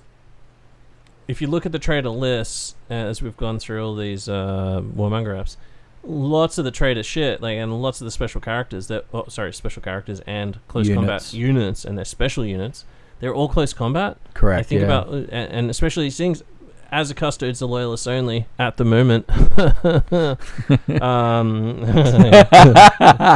comment on that. You should have seen his face when he said that too. Yeah. And don't want to give any spoilers for novels that have only just come out or anything, but because they're loyalists only, you're usually only playing against traders, and think about how many of the traders are close combat. They're close combat orientated, and on top of that, they're all Nemesis units. World Eaters, Emperor's Children. Yeah. What else have we got? Like in Death Guard, it's sort of like 50-50. Bit more shooty. Yeah, a bit more shooty. But some of the Word Bearers are close combat. Yeah, Word Bearers have a lot of close combat shit. Yeah, probably more so. When they have to charge the wood chipper, that becomes a problem because their 20-man squads, like, doesn't matter if they're fucking, the devil himself has told them kill those golden men. They're not going to defeat you in close combat, right? Yeah. Like you're going to murder most of them. Yeah. Like even 5 Custodes are going to kill like half of those dudes before they even start taking panic checks. Like they're not going to lose combat to them, right? No, they're not. Then not that they many don't 2+ saves. Man, 3+ no saves. I reckon I lose combat maybe like 5%. Let's say 5% of the time I'll lose combat. You have to have some real insane dice rolls, and like maybe I get charged by like Night Lords with their +1 initiative, and they go to 6 or something. But or they pass like 15 out of 18, feel no pains. Yeah, and then you're like, oh shit. But the crazy thing too, like a lot of people are like, oh yeah, but they're still toughness 5/2 wounds, and you're like, yeah, they are, but like, let's not beat around the bush here. Like, it's like people compare them to like Marine equivalent. So when you play Marines, like I don't play against just bolter Marines all the time. I'm playing against guys who have power axes. I'm playing against support squads with Volkites. Last cannon teams. Well, how many? I see so many Volkite chargers and calivers. Yep. They're strength 5 Base on a caliber. Base. On a charger, so they're wounding on 4s the same way a bolter wounds a Space Marine. So and like 2 wounds, you got 2 wounds, but you've got 3 guys in your squad. That's 6 wounds. In a tactical squad, there's 10 wounds. Melter gun squads, just fucking hosing them down. Although not instant killing them, every 2 wounds, that's taking a fucking 45 point plus model off. It is, yeah. So like, look, honestly, I think Custodian Guard are really like in a perfect spot. This troop's choice. The customization's not as big as what it was on the Herodon Guard, but they give you the option for the Melter Spear, the Destructor Spear, and then you get the Guardian Axe. I think these guys look great with like a squad of 5 with 2 axes. It allows them to get their AP2 initiative attacks in, and if they happen to be on the like a tail end of a Dreadnought charge or something like that, they've got some strength 8 in there to try and deal with Dreadnoughts and some of your bigger heavy hitters like your Leviathans and stuff. So yeah, if you're going to run those guys, you don't want to take 3. Remember in this game too, you're having a troops choice and having these guys line infantry. They're your scoring troops. Yep, true. You don't, even though you want them to go out and hunt, but you want them to hunt near objectives. Exactly, yeah. You can't just have these dudes sitting on an objective. There's so many points, and you were just going to take incoming fire. Exactly. You're wasting them. Yeah. So if you when you're getting these guard squads and things like that, I always run at least 2. I have to, but you've got to really balance out whether or not can I afford to have this guy just sitting on an objective all game, because it'll cost you the game. It's pretty much the reason why now, when all my games are closer, is because of that one reason. If I'm not taking a decent amount of these guys and I'm actively putting them onto an objective, I'm not doing it right. So, running, like, I'd probably go like 2 5-man squads, do like the spears with the axes, right? So like go 5-man, 3 spears, 2 axes, have them as like they're moving up to the enemy objectives, have a sentinel guard squad with like a fist or 2 fists and some swords to save on points. They're out there, they're dealing with dreadnoughts and trying to clear your way through, and then maybe run like a couple of because they're cheap for 150 points for 3, they're cheaper than the Sentinel Guard. Run 3 and use them specifically for objectives in your own deployment zone, because you don't have line anywhere else. Yeah, it's a big deal. So it's only those two squads are the only line. Yeah, man. Right. Yeah, and there's no way to make any other squads change slots or gain line or anything. Correct. Yeah, that's that reflects back to our Warlord trait chat. Like the Magisterium Vexilla. That's a magic banner. What do you know that? Well, it's bonus to combat resolution. Another bonus to combat. Well, and you don't you think about why do these guys need a bonus to combat resolution? Yeah. When they're in combat, they're generally winning. I think I've drawn combat maybe twice. And once was against Jack with his with a 20-man squad of assault marines that got the perfect storm. They got the charge. I failed my how you stop them from hold the line. I failed my leadership test for hold the line. Yeah. They got their bonus to initiative. It was night fighting, so they were hitting me on initiative 6. Yeah. He wiped out the whole squad on the charge. You have to really orchestrate those conditions, yeah. You have to orchestrate them. Now, no, I'm just looking at this Vexilla. It says, a unit that includes a Magisterium Vexilla can reroll all failed leadership tests and add +1 to the score to decide if any friendly unit with... +1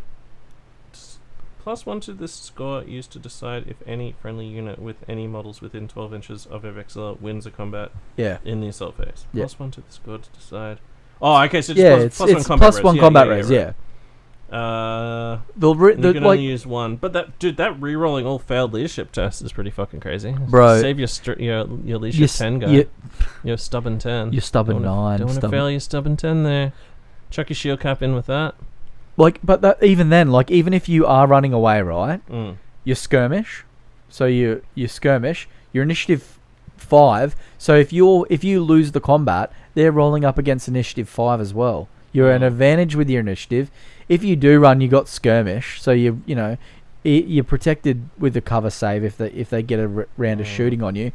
Look, honestly, why pay the points for the Vexilla because you're sacrificing a better weapon. I'll tell you why. Once you've failed that stubborn 10 check and your general gets run down by some like fucking traitor dogs, you're gonna wish that you did it. Tim says by the Vexilla. Fucking only because I've failed. I can just think of all the times my Dwarf King sitting there on stubborn 10 with his hammerers have failed that 10 check, and if I'd had a reroll, there's a good chance I might have passed. But failing that stubborn 10 is just so brutal. Like a shield I don't fail dice rolls though, Timmy. Okay, yeah, okay. Well, if I had a shield, okay. Well, there you go. Randy doesn't fail dice rolls, so it's alright. But if I was putting, if it was okay, let's just say you like the security. You like the security. If it's a unit that I'm putting my shield cap in, and especially if it's a allied slot, so I'm putting this unit in, that makes a big difference. Yeah, I would check that in there. Okay, just so you've got that's fair. 10 rerollable. And also it says, okay, so hear me out. A unit with at least one model may reroll all failed leadership tests and can add +1 to the score. It doesn't say Custodes units, it just says a unit. If you're allied with Psychers, there's no reason why your Psyker wouldn't be able to reroll failed psychic checks. Doesn't it say in combat? No, doesn't it say in combat? No, it just says at least one model with a Magisterium may reroll all failed leadership tests and may add +1 to... Yeah. Doesn't have to be in combat. Oh, wow. Yeah, that could be a leadership test from a pinning. It could be a leadership test from a... so it's kind of like... or something. So it's like them busting into the Legion like, look at my golden stick! Yeah. And then everyone sort of turning around and being like, oh my god, it's a custodian stick! Yeah. Let's be better! Look, it says, look, okay, let's read the fluff. Oh my god, dude, the fluff says... Moreover, these banners and icons are also technological artifacts containing Vox relay systems and subsonic inducers, augmenting their battlefield role far beyond the merely symbolic. So, where's my goddamn interceptor then? Yeah. Chuck these guys in your army, and then that's true. You know what I mean? Yeah, well, that's fucked. Okay, well, that's a good point. That's a fucking great point. So, number one, we're halfway into this list. We haven't talked about reactions, have we? Do you know what? There's no extra reactions. They don't get a Legio specific reaction. You get the same reactions as everybody else. Yeah. So they don't play the reaction game in any way different to any other You get intercept. Kind of strange, right? Shouldn't they get a thing? You think they would? So they get intercept with one, but they don't have augury scanners or anything like that. So they can only have intercept once. We can attest that this book was clearly rushed through. Maybe not rushed, but maybe just like we need proofread to get out just well. No, I don't even know if it's that. I think they just needed to go on the list. Look, put it this way, like I guess if you got 10 of us and we did this, we all would have been like, oh, I wonder what reaction we could give them. It would have had to have come up, wouldn't it? Yeah, and that's all more and more pages there of shit. So I mean, it's a small book. They crammed a lot of stuff in this book. Yeah, you crammed a lot, but it's not a big book. You know, it's about half the size of the normal books. You know. Yeah. You know, it's not a big book. It's what's like the page count on that boy? Oh, let's have a look. It's like 220 or something. Oh, let's have a look. Randy's flicking through the pages. Just having a look. Look at the color section at the back there. That's worth. It's sweet artwork, eh? Yeah. It's big artwork. It's plenty of art. I would have got 159 there. 159, probably about 160. No, 170 pages. Yeah. Yeah, 170 pages. But again, I don't know. Like, I think that having that unique reaction for me would have made them more exciting. Yeah. But like, I guess it's that thing of like, or even something where they got extra reactions against Nemesis. Do you know what would be kind of cool?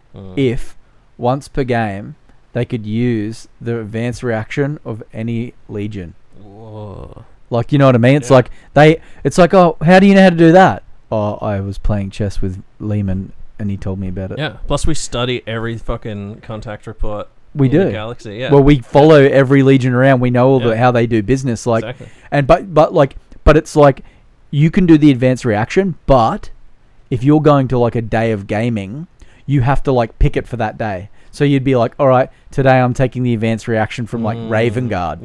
But you can't change it during the day. That's your advanced reaction, which is kind of cool because then you could kind of force you to change the list you run around. So if you're taking like a jumpy type themed reaction, you might take your Venatori.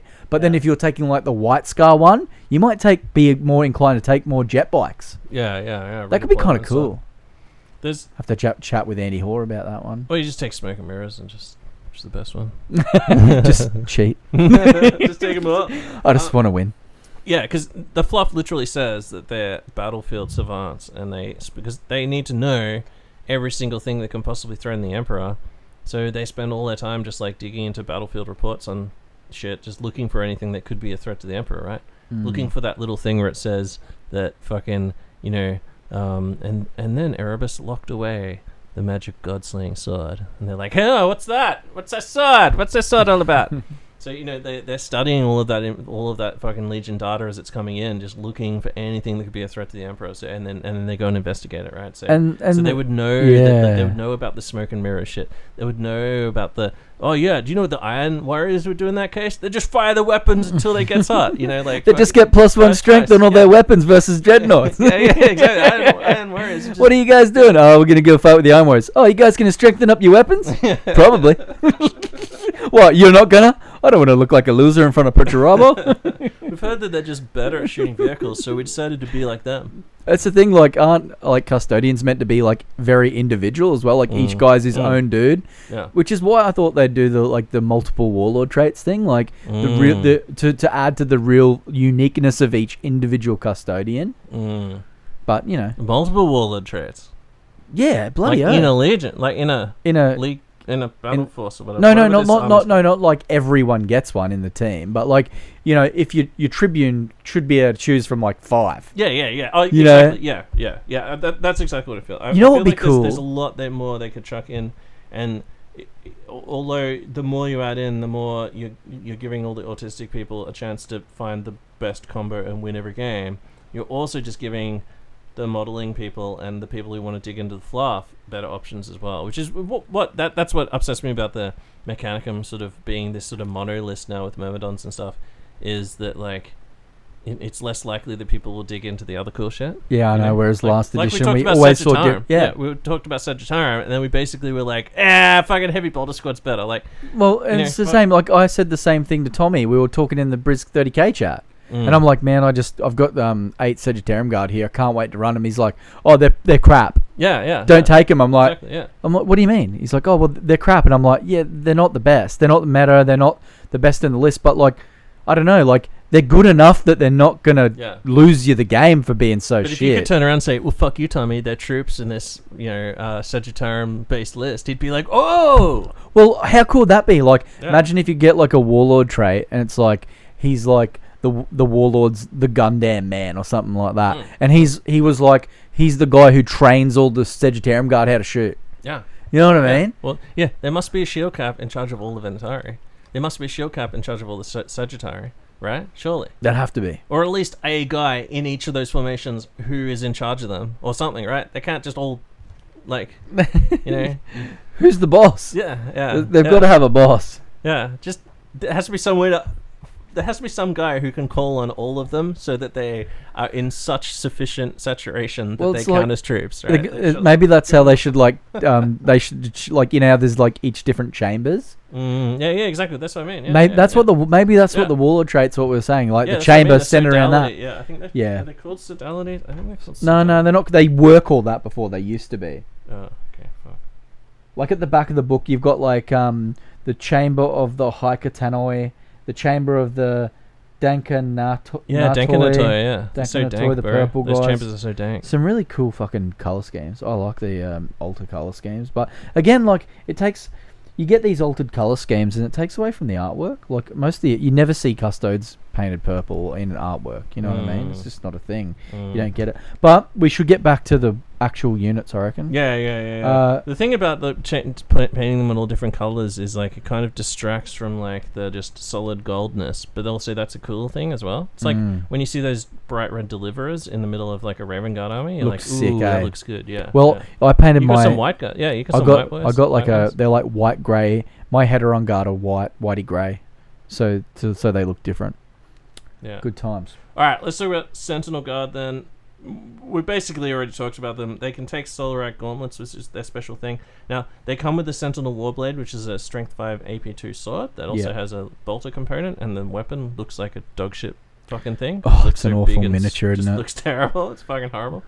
Looks like a surfboard. Yeah, you can get rid of them. For 10 points, you can give them a Power Talon, which is like essentially a Strength 7 Lightning Claw. Or you can give them a Solarite Power Gauntlet, which is the set Strength 10 AP1, just mega punching. Which is you want to put at least 2 out of 5, right? If you're playing metagroup and your focus is on winning the game, you don't take the Custodian Guard. You just take Sentinel Guard. You want to run them in groups of about 5, and you want to I think 1 fist, 1 talon per 5. So 3 swords, 1 talon. 1 fist, 1 talon. Right. I limited. What's a talon do the sword can't do though? It's shred. Oh, okay. Yeah, Is it's it strength. AP2? Yeah, shred AP2. So good. So I do sometimes run a squad of 3 fists, 2 talons as a specialized squad, but don't forget these guys are your line troops. You're paying the same points for them base as your Custodian Guard, but you're getting a 1 better invul save. You got a 33% chance to save an invul versus 1 in 6. Yep. What's 1 in 6? Fucking 15%. Is that right? Close to. What's whatever. half of 33? 15, 16.5. Yeah, sweet. You got it. So you are like doubling your percentage chances of surviving for the exact same points. Plus, you can throw in you can throw power fists, the gauntlets and talons into them, which they outshine the weapon options for the guard squad. These will be your go-tos. Oh, the talon is set strength 5. I thought it was +2. But No, it's set strength 5. Set strength 5, AP2, melee shred. Yeah, really good. Yeah, that's fucking really crazy. good. Yeah. It shred and then strength 5 AP2. No, it's pretty dirty. Same rules as everything else. Sentinel Guard are better. 5+ invul. Take the fist. Run 5. Put a gauntlet in. You'll be cruising. If you like it, thank me later. If you like the look of that classic fucking spear, though, go with the spear. But chuck in some axes. Well, I take both. I just mix it up. Do you think that those? Why could that not? This could just be one entry, right? The fuckload of options. I've said that before. Would that look cooler? Like three guys with shields. I think a couple of guys with 2 claws. Why can't the basic guys take 2 claws? Why they can't? So the Heteron. Do you know how bad that would be? They'd get +2 attacks. They'd get 4. They didn't get +1. They didn't get the special lightning claw extra 2. Oh, they wouldn't get that. But they would get the +1. So, there. They would have 5 so they base. get 5, right? Yeah. 5 base, 6 for the charge, 7 for Nemesis. Imagine 7 strength 5, AP2 shred attacks. That's ridiculous. Oi, we should. Pretty strong. We're going to appeal that one. Yeah, it would look cool there. Let's get it out. It would look cool. Maybe I should just model it. Yeah, look, this is I just put a Mark 4 lightning claw on there. That's just like. That's all my guys. All my Sentinel Guard that have a claw. I took it from the new Age of Darkness box champion sprue. Oh, okay, yeah. And it fits in pretty good. It's the same size. Yeah, very similar. Yeah, I see the finger claws. They look real evil, eh? Yeah. I like that. And the Sagittarium head, that looks sick. They are great miniatures, aren't I they? hope they bring back Sayakana. I can't wait till you see my 3D printed ones.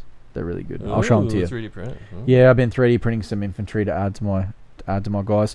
Mainly because I just want.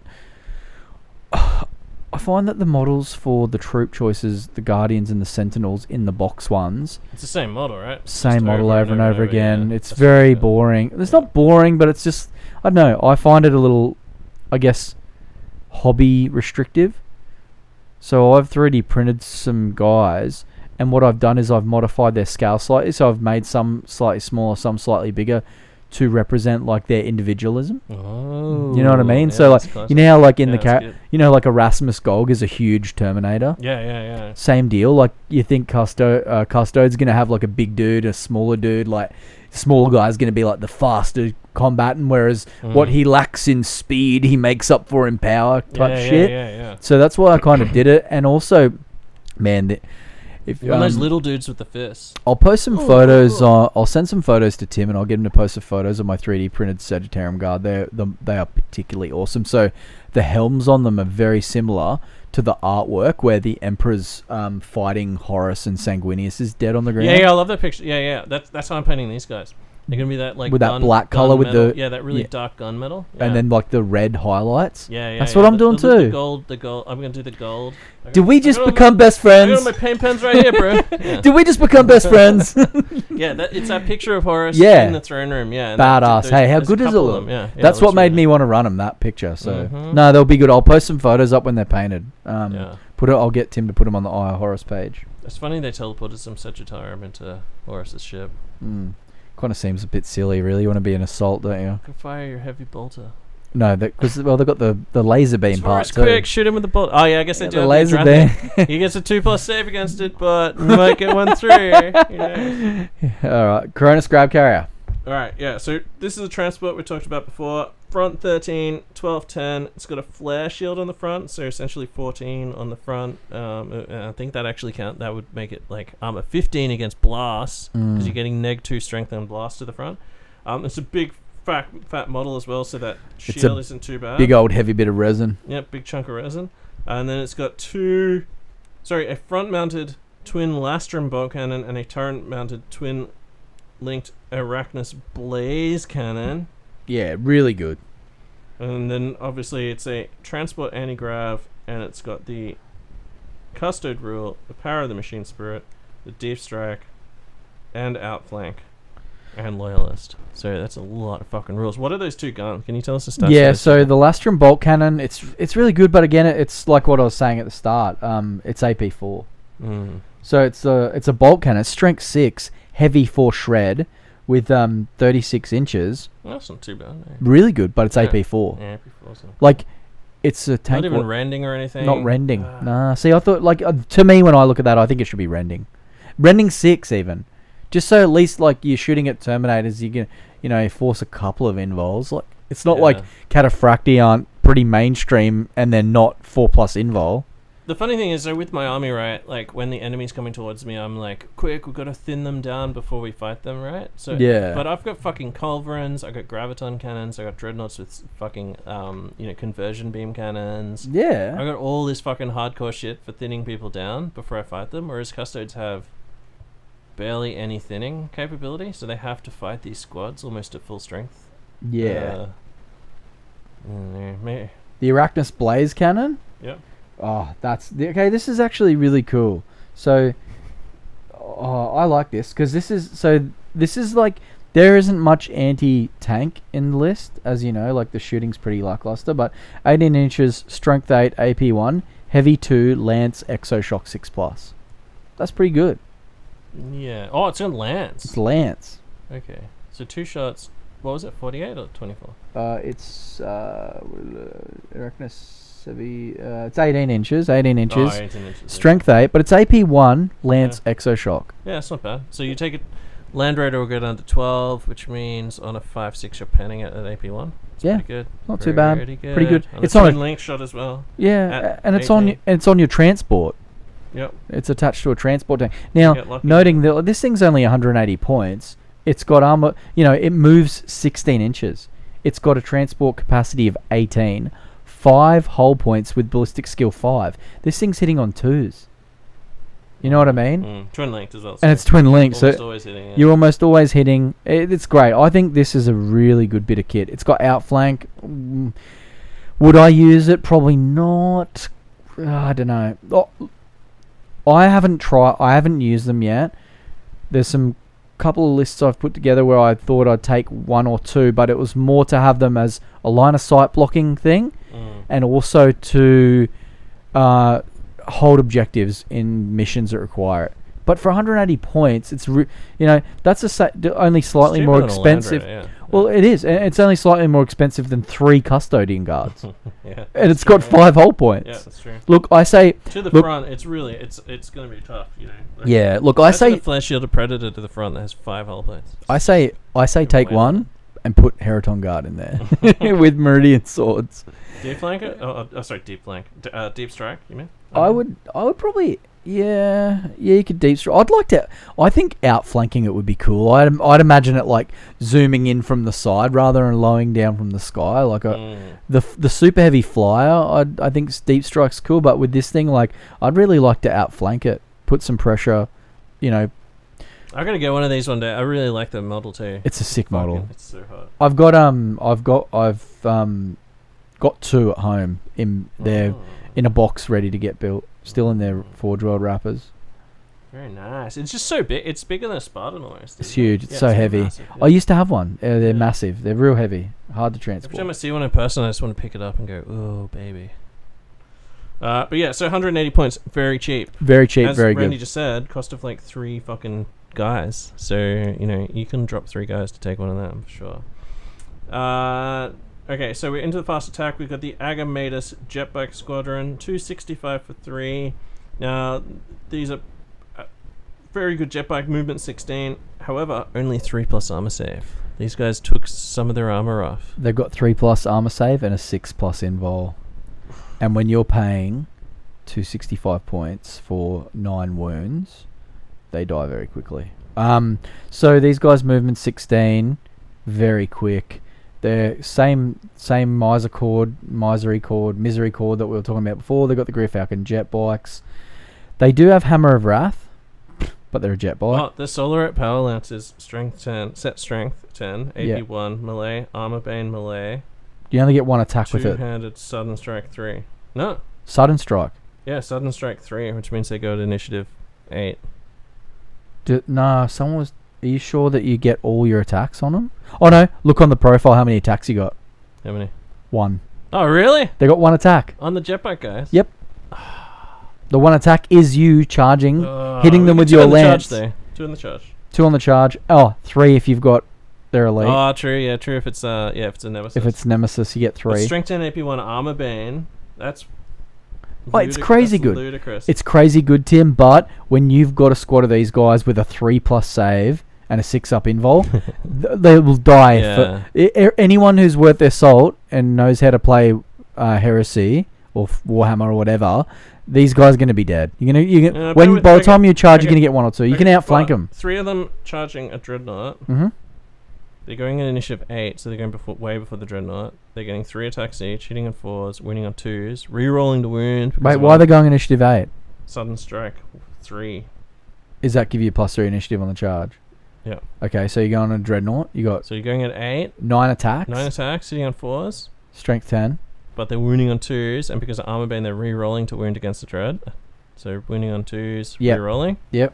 Can do a bunch of wounds. Could just kill a Dread before it even does anything. Yeah, 260 points. I guess you got a point. If you got 4, you're really gonna do. How much are they each? They're like 85 points after that. They're not cheap. Yeah, look. What do they do? Can they shoot? Do they still have the option to take the? They can shoot. They've got the Adrathic Devastator, which is like a long range destructor. Still AP3. It's AP3. Yep. It's still AP3. Garbage. And they've got a Corvée Las Pulses, strength 9, assault 3, strength 9, AP3. 35 points. Why would I pay? I'm paying 265 for 3. I'm not paying 35 points for that. No, I would.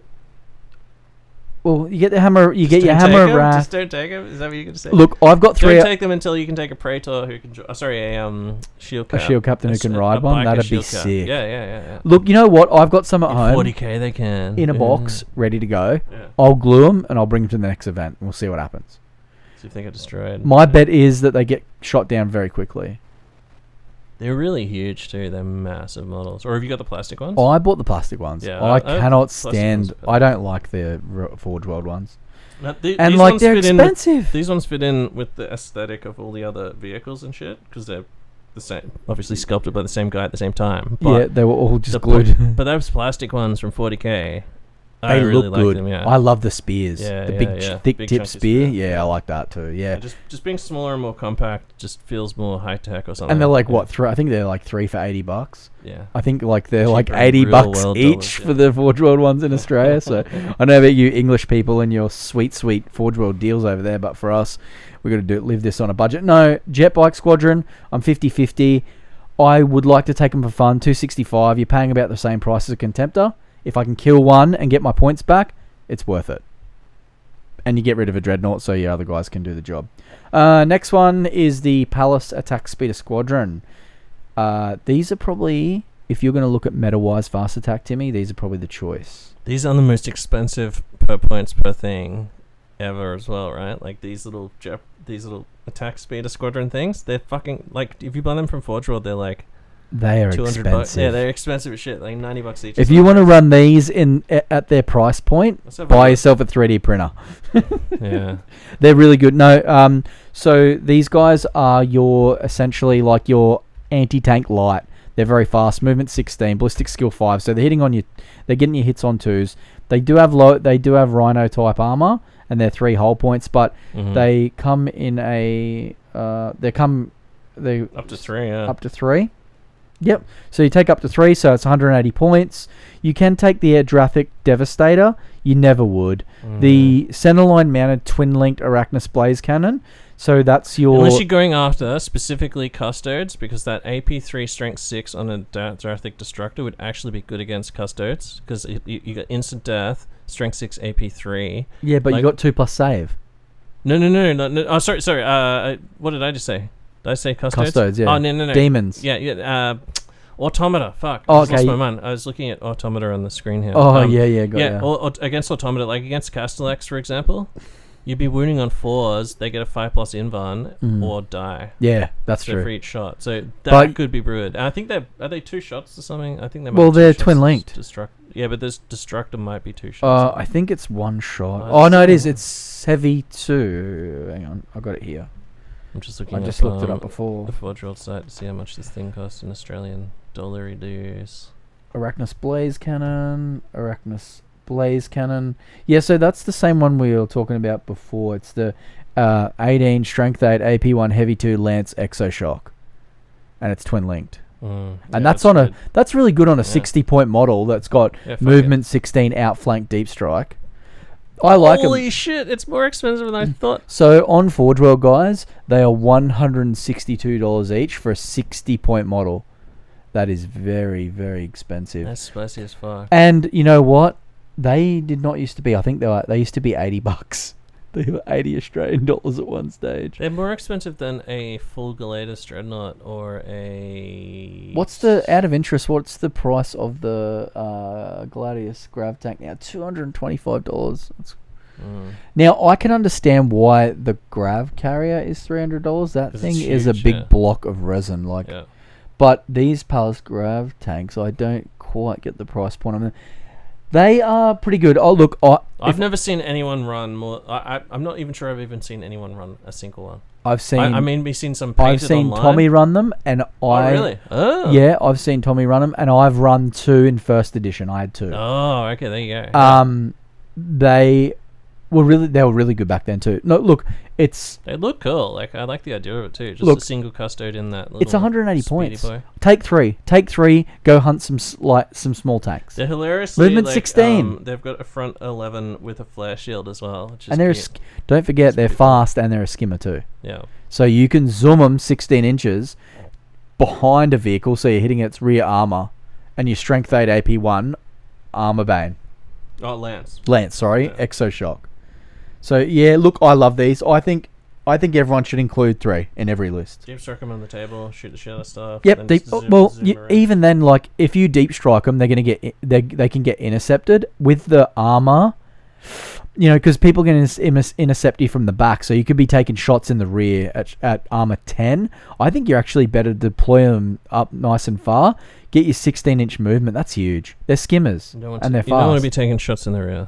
No, you don't want to be. And look, honestly, also not just that, but it's another dice roll you got to make sure they come on when you want them. That's true. I think start them on the field, zoom them up, get them behind some tanks, take some shots. Look, if you're 180 points, I think you could easily delete plenty with them. Dude, each one of those things is the same price. Sorry, 60 points. It's like the same price as a Heteron. Yeah, no, it's cheaper. It's 10 points cheaper than a Heteron. Yeah. I'm gonna get some. I'm gonna run 3. I love them. Yeah. I've got jet bikes, so I haven't used them yet. I've been using Venatori, which takes us to our next one. You happy with? Yeah, let's do Venatori. We've mostly covered that. Once we see more power. Just quickly, they do have flare shields, so they do have fun. 11 with a flare shield. That's pretty cool. Yeah, it's cute. I like it. It's like a little predator. All right, cool. Yeah. All right, next one, Custodian Venatori. Oh man, I love these guys. $230 for 3. They are expensive. They are very expensive. I run them with the Lancers, and I run a squad of 6, and that's 500. That's over 500 points. That's about nearly 600 points. You got what?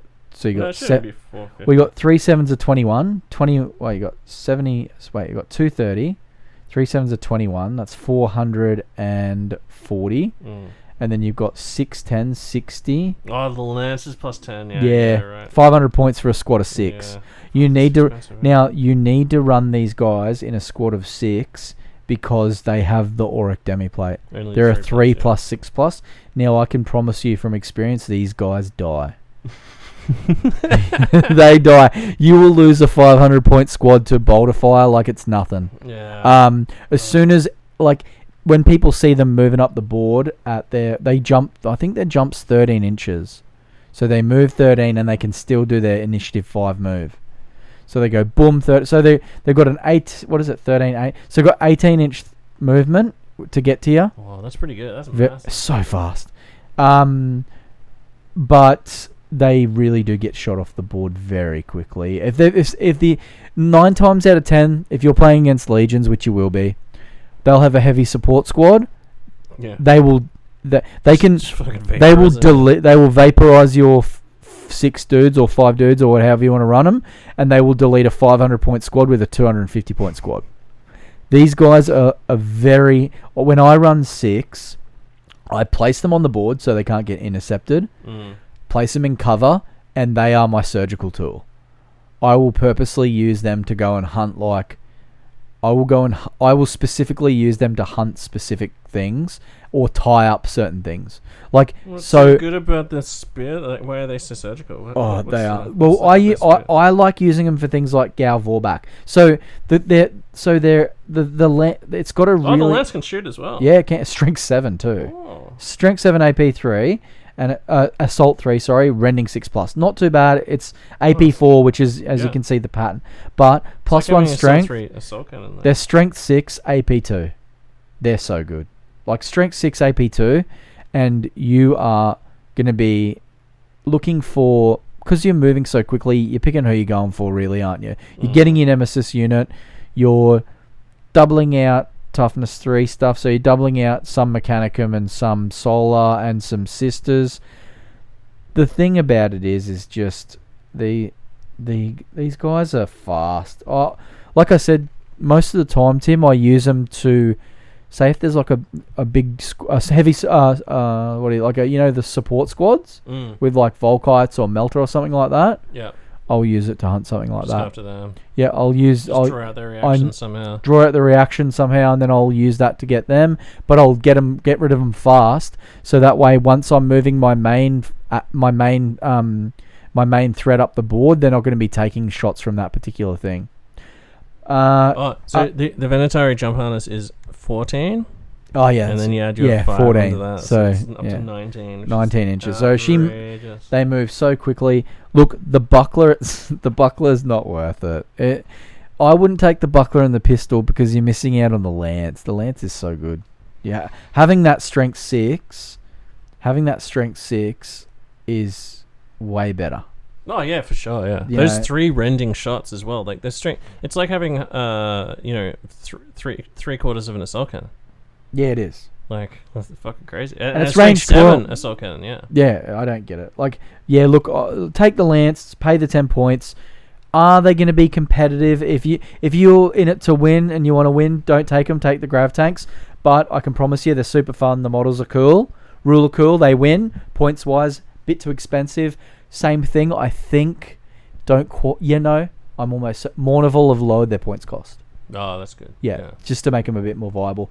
I think when they're running a jump pack, I think they should be able to wear the armor still. I reckon give them the armor and then lower the speed. Because you look at why you're only giving the Marine, you're only getting extra if you move, because 14 is only a 6-inch extra on top of their movement. Yeah, true. But then an assault marine doesn't drop it down to 12. You're only getting an extra 4 inches. Yeah, but look at the assault marine pack, right? Yeah, they get full armor. Yeah, they get full armor, and they can take you can take artificer and a jump pack. I think a 2+ save, for 600 for 500 points. But they're for modeled 6, with they're modeled with pants and belts and shit. Oh no, it's beautiful. Yeah, I like it. If you take someone's general out with them, though, you can just shame them forever because you're like, how did you let me kill your general? So just an FYI, they were particularly good when I played against Solar Auxilia. Oh yeah, yeah. They like again though. I had to really be careful about where I put them. Those GW bases that they put them on now, those curved kind of jump. Yeah. They're quite tall. So, it's hard to hide them. Yeah, that's true, yeah. But yeah, pay the points, enjoy the models. Model them good for advantage. Someone standing on the ground. They're only 2 wounds too. They're not like 3 wounds like a Herodon Guard. So just remember that too. All right, over to the heavy support, my friend. Alright, next up we've got Caladius Grav Tank. This boy is... Whoa, slow down, wait, Chachi. Did I go too far? We have Sagittarium Guard. Oh, yeah, sorry. Okay, so Sagittarium Guard. My favourite. 175 for 3. My favourite as well. They've got the good armour, so the 2+, 6+. They've got this thing called an Adrastus Bolt Caliber, which is essentially an assault for heavy bolter. Yeah, pretty much. Or they're relentless anyway, so whatever. It's a 4-shot heavy bolter essentially. Strength 5 AP4, I believe. Yeah, I'm just pulling it up right now. I believe, unfortunately, they've got. I think the little underslung gun is only 1 shot now, maybe. Yeah, so the bolt volley for the caliber is 36 inches, strength 5, AP4, salt 4. I think that's great. I think it's really good. Assault 4 too.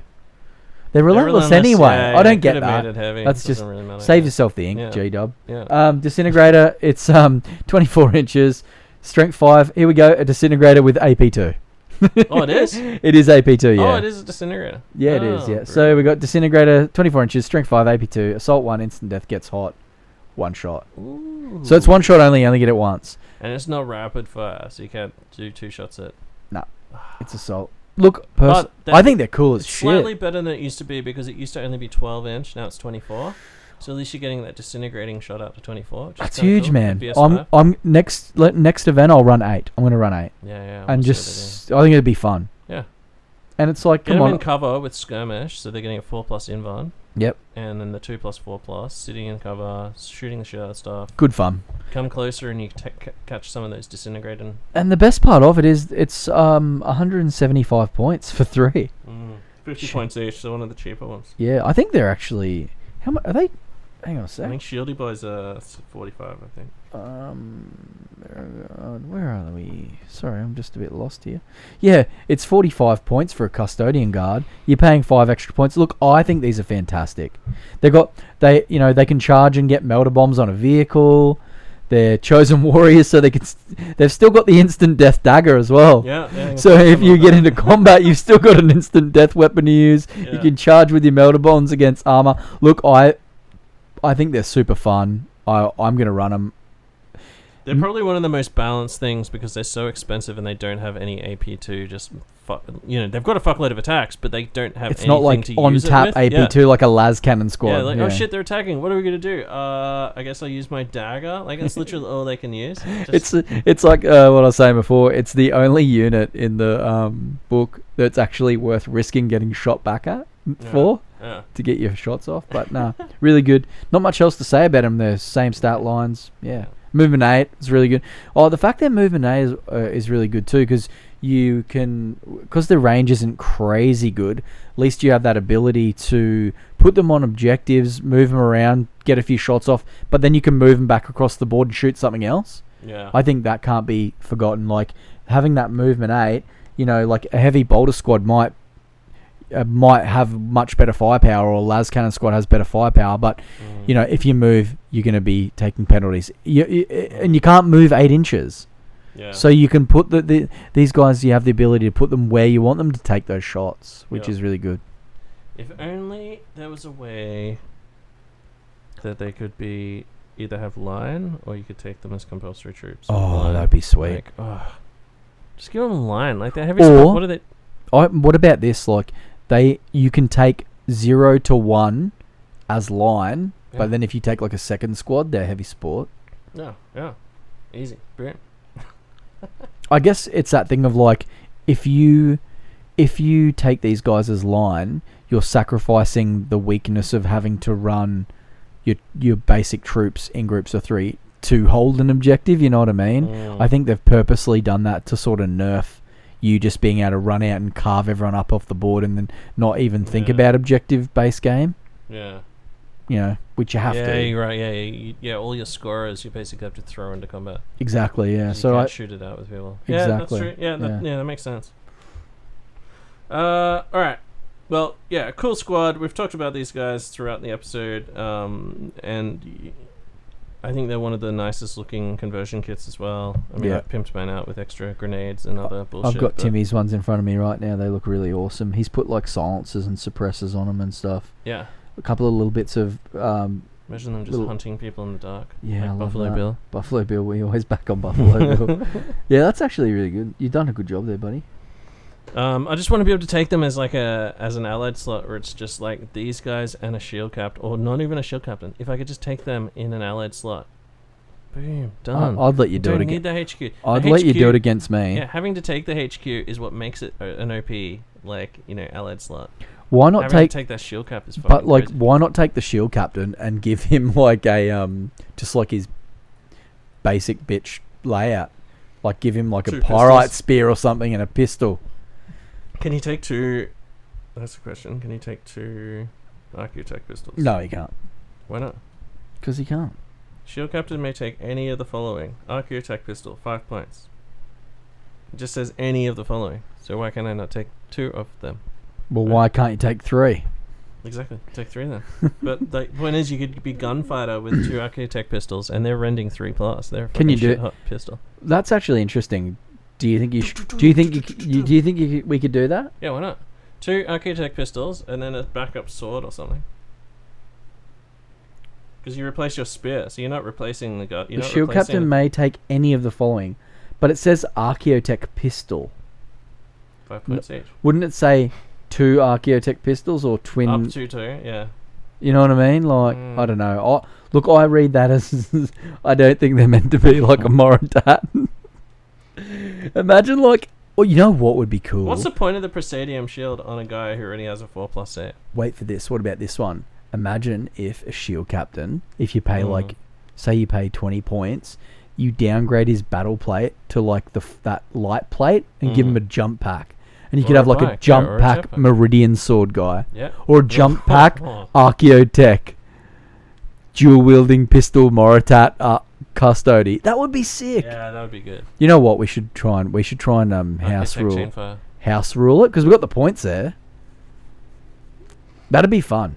Make like a custodian shield captain who's like a jump pack guy or. Yeah. Look, I think there's a lot of... See, this is the thing that stumps me is they really could have done this sort of thing. It wouldn't have been hard to do. Instead, you've got... Like, this is what I don't like, Tim. We've got 1, 2, 3, 4, 5, 6, 7, 8, 10 weapon choices to choose from. And out of those 10, you're going to choose 2. You're not going to choose any of the others, ever. No one's going to put an Adrosite spear on their shield captain. Probably no one's going to put a power talon on their captain because they can put that on the troop choice. And then they can have him in there with a Meridian sword or a bloody power fist. Do you know what I mean? Like, when are you going to give... Can take it with Sentinel Warblade. Yeah, that's what I was about to say. Or maybe I'm going to give him a Sentinel Warblade and we can make him a real beatstick. Like, it's not going to happen. And you can't take 2 claws, right? There's no way to take 2 claws? Yes, you can. And I did not know that until I read it just then. I've never seen that before. What? Oh, 2 solo. 2 solo. I'm doing it. That's me. I'm doing that. That's cool. My build. I'm doing that when I get home. That's 2 solo power towns. You do get the extra 2 attacks, wouldn't you? Would you? No, they'd have to have... no, Lightning Claws specifically have a rule for 2 Lightning Claws. Oh. So you'd get +1 attack, so you'd be 6 base. So 6 base. 7, 8. But then, like, in the same thing, you get the same thing with a Power Fist almost. But you get Strength 10 AP 1. That's way brutal. But the Power Fist goes last. Doesn't matter when you're toughness 5 with 3 wounds, and you've got captain in a unit. You're generally going to have a heap of boys around you. All right, well that's all right. Sniping strength 10 AP1 punches from the back. There we go, people. You now know you can take twin claws on your shield captains. You're welcome. Also, just take 2 fucking architect pistols. Just do it. Just model it up and start running it. Put a jump pack on him. Yeah. House rule the points cost. Till you kill my general with it, and then fuck you, and then Then I call over the TA. Don't you have some get crazy... You expelled. You play Iron Hands. Your general never dies. He's got like a 3-up involved. Yeah, he won't die. What are we up to? Grav Tank. What do we got left? We've got Palladius, 1, 2, Tempted 3. Gladius, Telemon. Alright, sweet. We're getting through it. Grav Tank. Haven't used one. I've got one at home. It's ready to get built. I've got both turrets for it. Look... Just need to look up the weapons, I think, pretty much. Like the it's the accelerator cannon and the lustrum bolt cannon. We know the bolt cannon. We've already discussed that. About that, yeah. And then the Elastius accelerator cannon. It's got no range on it. The range on it's awful. So it's like, hang on, I'll bring it up. It's 24, I think. Because it's a culverin on the Dreadnought that is 36. Accelerator cannon. Oh, no, here it is. No, so it's got 48 inches, right? Well, there you go. Okay, this isn't too bad. So this is the same as the one on the that goes on the Telemon. So 48 inches. It's strength 8, AP 3, rending 6, brutal 2, twin linked. But this is a tank weapon, mind what's you. Its AP? It's AP 3. Well, I mean, it's good against infantry, right? Like brutal 2. No, because then... Why am I going to shoot infantry with a... It's instant deathing Terminators. 8, yeah. But it's rending, yeah. Oh, it's rending, yeah. So it is rending. Look, it's just a mismatch. It is a mismatch. It's a sort of mishmash of rules... It is. That are just unsatisfying. I think. And it doesn't... powerful. It's not a powerful combo of shit. It's doesn't... just like AP3. Ooh, but it does have rending. It doesn't set it apart. It doesn't set it apart from the rest of the list. It's not reliable. Yeah, like if I'm going to take it, I'm going to take the enhanced blaze cannon. And what's that do? Well, that's 24 inches, strength 9 AP 1, heavy 4 lance exoshock 6. Yeah, that's savage. But that takes it to 260 points from... Yeah, it's 35 points for that. It is 35 points, but you get, and it's so the 24 inches. Turret-mounted enhanced Arachnus blaze cannon. Yep, not bad. Look, if I'm going to take one, I'm putting that on it, and its job is to go and shoot Spartans up the bum. Yeah, good vehicle. Movement 16, front 13 with a flare shield, power of the machine spirit. Front 14. Yeah, so you'd be front 14. Yeah. Look, again, it comes back to that mission where you can secure objectives with a vehicle. If you take one of these, put the blaze cannon on it, you're flying 16 inches, shooting at something, and then you can fly it back and take an objective. In that one instance. But like, how many missions are there in the book? Is it 6? Yeah. That's 1 in 6 where you can score with a vehicle. So handy to have. Look, is it going to draw fire away from your troops? Probably. 225 points. I think there's better stuff to take for 225 points. I think I'd rather pay for the transport and get the gun on the transport.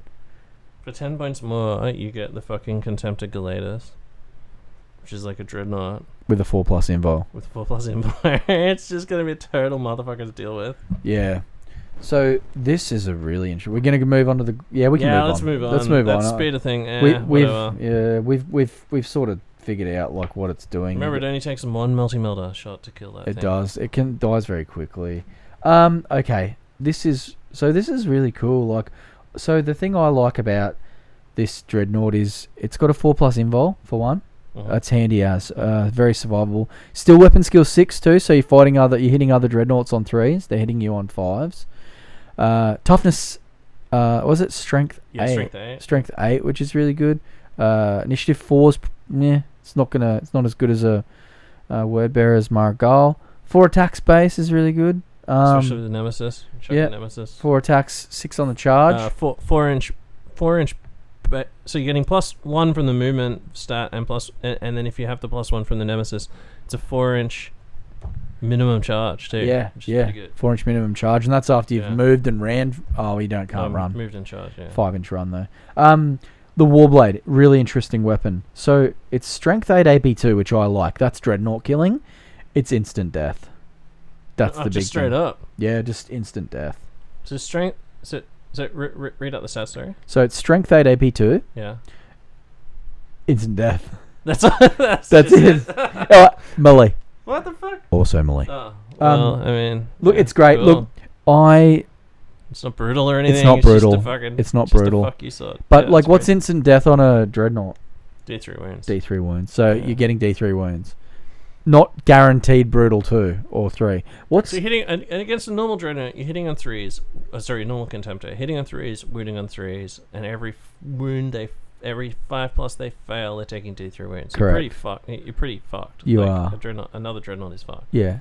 And then if they hit you back, you're getting the. It's handy because you've got the 4+ saves on the brutal saves. 50% saves actually really good. Yeah. Well, you think I think average if you're going to get 2 contemptors, you're probably going to at least be rolling 6 anatomic saves, aren't you? Mm-hmm. You're going to be rolling probably 6 dice, and you're going to be failing 3, so you're going to survive 2 rounds of combat against another dreadnought. They're not going to survive 1 against you, are they? Yeah, it is still risky. They could just roll 5 5s and then roll 5 2+, and then you have to take 15. That's true. 4+. But I mean, everything's risky. Dreadnought and Dreadnought is always risky unless you have a high initiative. Yeah. Which is Emperor's Children. Emperor's Children. Yeah. And then obviously having the Marigals. Yeah. Fuck, they're good. Marigals. But at least this one's going to survive against the Marigal. Maybe. You're only winning on 4s, but that instant death. Yeah. Movement 8. Are they faster than a normal contemptor? Nah, it's normal. Same speed? Yeah, okay. Yeah, look, the big deal is the weapon skill 6. Weapon skill 6. 6 attacks on the charge. The 4+. That's right. Yeah. Yeah, look. Can't do much against vehicles there, can it? I take one. I like them as well because they're one of the only... It's really easy to use transfers on a shield, so they look cool. So yeah. I put transfers on mine, so it looks good. All right, tell them on. All right. So you got one of these boys, right? Man, I use them every game. You love him? Toughness 8. 8 wounds. Does anyone kill him at range? I think I might have killed him with... He dies nearly every game, but I just really like him. Now, here's the best one. He's got 5 attacks base. Yeah, that's nuts. You know, he's 5 attacks base. He's got 7 attacks on the charge. 7 attacks at strength 8 is nothing to be shy about.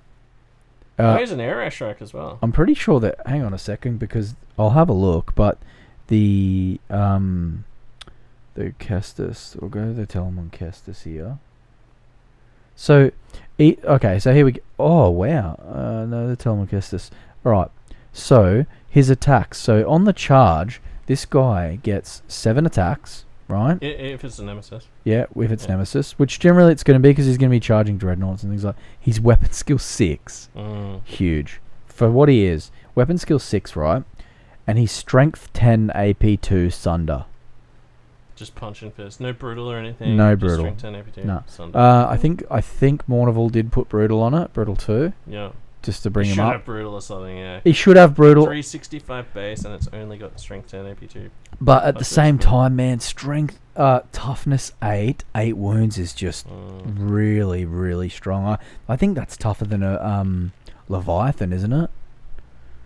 Same tough. Yeah, more wounds, yeah. Yeah, more wounds. One more wound, one more tough. I like him. I give him the fist with the plasma thing. I give him the fist. Dude, I didn't realize he had Arrow Strike built in. Yeah, he's got Air Strike built in, and he's got Hammer of Wrath 3. Yeah. He's good. I like him. He's 365 points, very expensive, but like I said, I like him. I take him for rule of cool, and he always seems to perform how I need him to. He always just does what I need him to do. He generally dies to good shooting or Leviathans and stuff like that. Haywire just eats them up. Haywire gets... I have not come against much Haywire, to be honest. I think I dropped yours with Haywire. I feel did. Like I killed him with Haywire. You tried to sneak... You tried to sneak your Moritat over on... Remember that's right. You flew him up onto the building and tried to assassinate him, and I was like, no, fuck you, because I had that squad behind the wall. Yeah, that's funny. And he survived. But no, he's... Look, 365 points, toughness 8 with 8 wounds... He's just a good staple in the army. Take one. They're good fun. Don't run the storm cannon. It's like ranged... No, don't run the accelerator culverin on him. It's useless. It basically... Yeah, I think they've got like a range 12. I think it was like range 12. Yeah, they got a range 12 and a range 24, I believe. Like, he doesn't... It doesn't have the really huge range of the old days, you know? What's it? The accelerator... where is it? Arachnus storm cannon. Or Iliastic culverin. Yeah, it's the Arachnus storm cannon. Where is it? I think that one's Here it is. 12. Yeah, so it's range 12, range 12, strength 8, AP 1, heavy 3, lance exoshock. It's not about. It's just that range 12 just trash. Like, Range 12. Okay, think about it. This thing is movement 6. It's the slowest thing in the entire army, and it's got the heavy rule, so it cannot run. So it's just meandering along at 6 inches per turn max, and it has to get within 12 inches of you. Yeah. And everyone knows that it's slow and has a short range, a little dick. So you just basically like, you can't shoot for shit. Tell them if someone takes 2 of those, you can just outplay them. What's the other one though? The Accelerator Culverin. That's the same as what was on the battle tank. So that's Gladius. 24? So that's like it's like 48, I think. Oh no, it is 24. It's 24 inches. Strength 9. I know I just remember reading this. 24 inches. Yeah, oh yeah, that's right. Strength 8, AP 3, heavy 3. Oh sorry, heavy 3. Heavy 4. Sorry, heavy 4. Heavy 4. So this is a good. So I will sometimes run him with 2 of these because you get it's only 24 inches, but you get strength 8, AP 3, heavy 4, rending 6, but it's brutal 2. So he's a really good gun platform, but I don't know. Like, I don't understand how the attacks work too. Like, if you replace the Dreadnought's close combat weapons, does he lose attacks? He doesn't say it. Like, he's 5. Exchange either or both of its cestus. I would say each one you swap out, you lose an attack off your stat line. Would you say that? Yeah. I'd do that. Well, that's what I would think would be the case too. But I just think he's really good in combat with the strength 10 AP 2 or 1 or whatever it is. It's just slow. It's just slow, like all Leviathan-y boys. Yeah, he's like a Leviathan. It's heavy. He's only got the 5+ save. He's slow. The Spiculous Bolt Launch is really good. I get stuff done. It's pinning. Oh really? Yeah, it's pinning. Yeah. But what is it? AP 4? Or? Yeah, it's not like. Does it have rending anymore? I think it lost rending, right? Yeah, it did. Yeah. Where is it? So hard not to compare them to the old one because they used to be so OP. Now. Well, hold on. We'll cover the last couple of gunships and then we'll talk about OPness before to finish off. Yeah, but I'm trying to find the Spicula. I thought it was with the missiles. There it is. So Spicula. So I like this because it's heavy. So it's 36 inches. It's strength 6, but it's heavy 8. So you get 8 shots. Now you're hitting on 36 as well. Yeah, but you're hitting on 2s. You're hitting on 2s. Yeah. He's still got the higher weapon ballistic skill. Yeah. And it's pinning. I think it's good. I've pinned a fair few Space Marine squads with it. Do you know what I mean? Like, I've pinned a fair few Space Marine squads. Get a bit of feedback there or something. Oh yes, I pulled a cable out or something. It happens to the best of us. It's all recording there. It's still good. Like, you can use him like a turret, twin gun him, fire your missiles. You can do him that way. You can run him as a close combat behemoth and run him up the guts with the rest of your army. I like doing that as well because it tends to draw a little bit of fire away from my actual warriors on the ground. Having like one of each dreadnought, I find is really good because I just feel like you want to keep this dude the fuck away from just a normal dreadnought with a 3 wound with a Gravis fist, right? Yes. Because they're gonna get some lucky 5s, and then they're gonna be wounding on 3s anyway. Well, strength 9. Strength 9, yeah. And then just get those a couple of brutal 3 wounds through, and fuck, it's bad. I mean, you do have 8 wounds, so you can take it, but I normally last about 3 turns of decent shooting on him. Yep. But yeah, keep him away from other dreadnoughts with close combat weapons. Otherwise, it's cool. I feel like they could increase his movement, and I wouldn't be upset. Definitely not OP, and you're definitely getting for what you pay for. Alrighty, we're on to the big dogs, the super heavies, the Lords of War. We'll cover these pretty quickly. Like these are big gunships. You're only going to be running these in really big points, 3,000 points or more. I mean, what's the cheapest one? 600. 600. They're pretty rare. Take that in 2,400, I guess. But I'm going to get one of each eventually, I reckon, just to have them in the force. Movement 19's really good. They're assault vehicles at least. That's pretty brutal. Yeah. The fact they're assault vehicles. The Eclipse Shield. Oh, that's the one you want to look up. Oh, we should. Sorry, I can't remember what the Eclipse Shield does. I'll talk about them in the meantime. Yeah, So they're both movement 19. They're both like 7 hull point, 13 front, 12, 11, and then the dropship has 11. The gunship has 10. The gunship's the one with the big open capacitors and shit for the big gun, which is the center mounted Arachnus Magna Blaze cannon, which is a pretty good weapon, probably the strongest weapon in the game. It's actually a destroyer now, and used to be this. It used to be the strongest non-destroyer weapon in the game. Now it's just a destroyer weapon. But I mean, like they're both pretty good. The dropship has capacity of 24. You got your twin Lastrum bolt cannons on there, 2 centerline Arachnus heavy blaze cannon, and 2 front-mounted spiculous heavy bolt launchers as well. So like Randy was just saying there, like 8 shots each. That's what, 16 shots off the front with those little pods. Yeah, they're good. They're really good. Yeah. And then the gunship has that centerline mounted heavy blaze, the Arachnus magna blaze, and then 2 firebomb clusters as well. Those things hit really hard. And they both have area. Oh no, one of them has area. Only strike. the gunship has the area strike, but like crazy good. Power of the Machine Spirit. Yeah. Look, have you got that? What was it? Eclipse shield. Yeah. Okay, so I found it. So, vehicle with Eclipse shield reduces the strength of shooting attacks made against its front armor by -1, so like a flare shield, or -2 if it's a blast weapon, or uses a template to determine its range. So yeah, it's a blast weapon. It's a blast template. It's essentially just a fucking. How's it not a flare shield? Okay, now this is the interesting part. Oh, okay. An Eclipse shield has no effect on attacks inflicted with destroyer type. Yep, whatever. That's fair. Same as flare shield. Okay, here we go.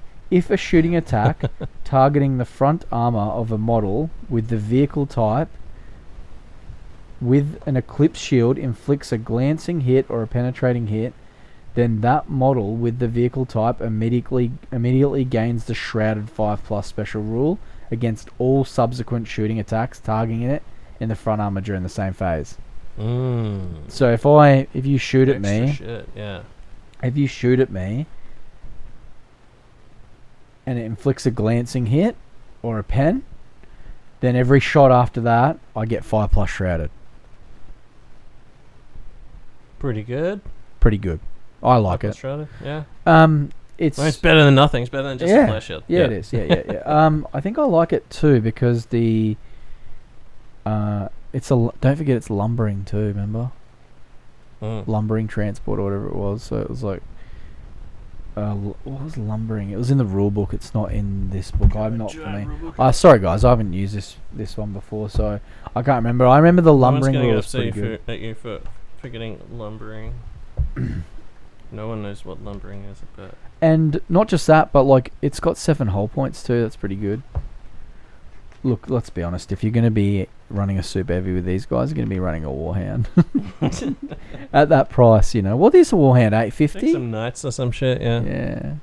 Oh, I'd rather take this than a knight. It's a bit more thematic, but no, lumbering is not in here. No, it's definitely in there. It's in the rule book. In the rule book? Yeah, 100%. It's under transports. Ah.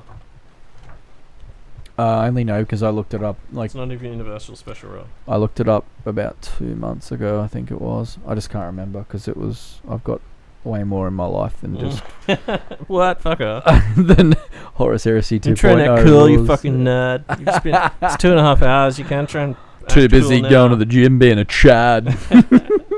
Just being a meat-based monster, bro. Yeah, just being a meat-based monster. Just Instagram life. Be at the bottom of the page. Google it. I'll Google it. It's gonna be quicker, I reckon. Hang on. Let's see who wins.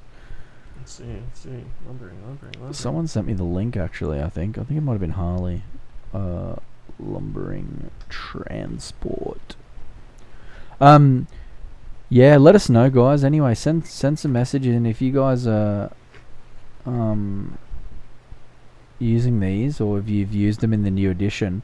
Let us know how you think they go, or what worked and what didn't when you were using them. Yeah, ivehorspodcast@gmail.com. Yeah, send your emails in because I'm interested. Send it through. I don't have one yet, and I'm probably not going to have one for a little while. But hey, I'd really be interested to hear what you guys have to say. I can't even find it on Google, which is really surprising. Normally, you can find a sort of. Oh, here we go. Lumbering subtype. Holy fuck. Here we go. Why is it not under the subtypes? Yeah, I don't know. Here we go. This is pretty interesting. Lumbering subtype. Flares that have the lumbering subtype are much larger and heavier than the average aircraft. They are capable of absorbing terrible punishment, but are slower and less maneuverable. Lumbering flares have additional rules and exceptions as follows. Oh, for fuck's sake. Do you want the light? Time a lumbering flare suffers an explodes result in the vehicle damage table, instead of suffering the effects listed, it loses T3 additional hull points, as well as the hull point it loses for the penetrating hit. Oh, so it's essentially just like lumbering flare is essentially super heavy flare. Yeah. Do they have the super heavy rule? They don't, do they? No. They're just all Lord of War. No. So lumbering just is their version of super heavy. Yeah. Oh yeah, because vehicle flare, hover, lumbering. Yeah, so it's essentially super heavy. It just stops you from getting blown up with the first shot. Penetrating hit does an extra D3. I'm assuming they're going to say that they can just... they ignore the effects of crew shaken, crew stunned, immobilized, or weapon destroyed. Still subject to losing hull points from Wait, do you say they ignore weapon destroyed? Yep. Yeah, just like super heavies, yeah. So you can't destroy the weapons on them? Yep. I didn't know that. Yeah, super heavy, same wow, thing. Yeah. I didn't know that. Cool. I guess I haven't played against many super heavies in the new version. It also says, in addition, a lumbering flare is so large and strongly built that weapons which degrade the armor of smaller vehicles do not affect it. Due to this, any attack which says that the target model is destroyed, wrecked, explodes, or otherwise removed from play inflicts D3 hull points of damage on a lumbering flare instead. Any attacks or special abilities which permanently lower armor values of a target vehicle do not affect a lumbering flare. That's cool. Note that attacks or abilities that count the armor value as being lower but did not actually change it work normally. So Lance will still work against it. Yep. Cool. Yeah. No. Look. Not bad. Pretty tough. Two flyers, because they both got it. The transport's got it too. Transport capacity of 24, which I think that's there mainly to deal with the bulky, because a lot of them have bulky 3 and bulky 4. So I think that's more to cater for that. But transport bay, I think it means you can put a dreadnought on there as well. Dreadnought charging out of one of them would be pretty fun. Plenty of shooting. I don't know. I think they're just a rule of cool type thing, eh? I don't think there's anything particularly crazy good about them. They're not any game breaking thing. Again, well, that's like most super heavies now, right? They're not fucking super game changing squad eliminating mega things anymore. But they are just as expensive as they used to be. Yes, they are expensive on the battlefield and expensive on the wallet. Well, think about that gunship, right? It can fire all its weapons at separate shit, but its main center line mounted Arachnus Magna blaze cannon only shoots forward in the center line. It's going to determine which way you're facing. Yeah, but you'll also get... Well, I'm just thinking... Well, there's two of them, though. They're on the sides.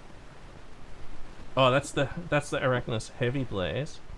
Yeah. And there's also the center. Oh, you're talking about the Arachnus Magna. Yeah. The underslung dick thing. Yeah. And I think it's... What is it? 2 shots at strength 10. The dog boner. Hang on, I'll find it for you. I've got it just here.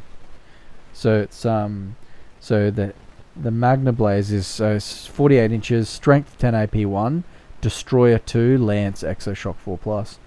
So that thing's there to kill super heavies and titans and stuff. Strength 10, AP 1, destroyer 2, lance, exoshock 4+. That's really good.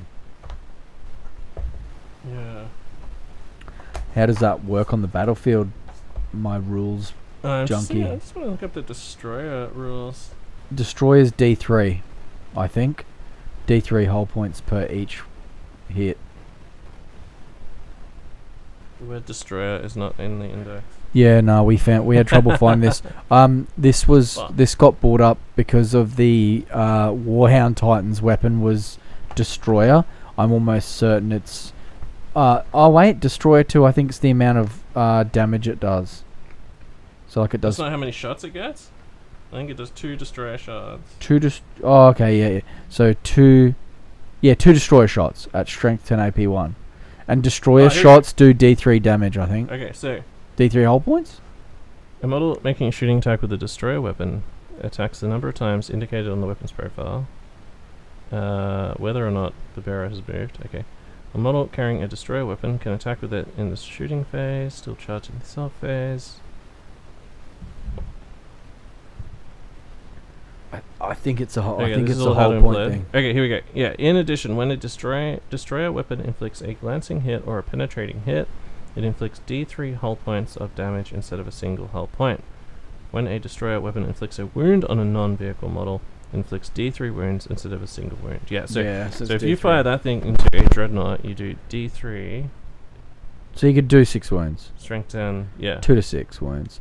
What's Exoshock 4+ again? But if the weapon had just instant death on it as well, then you could do D3 times D3 wounds to a dread.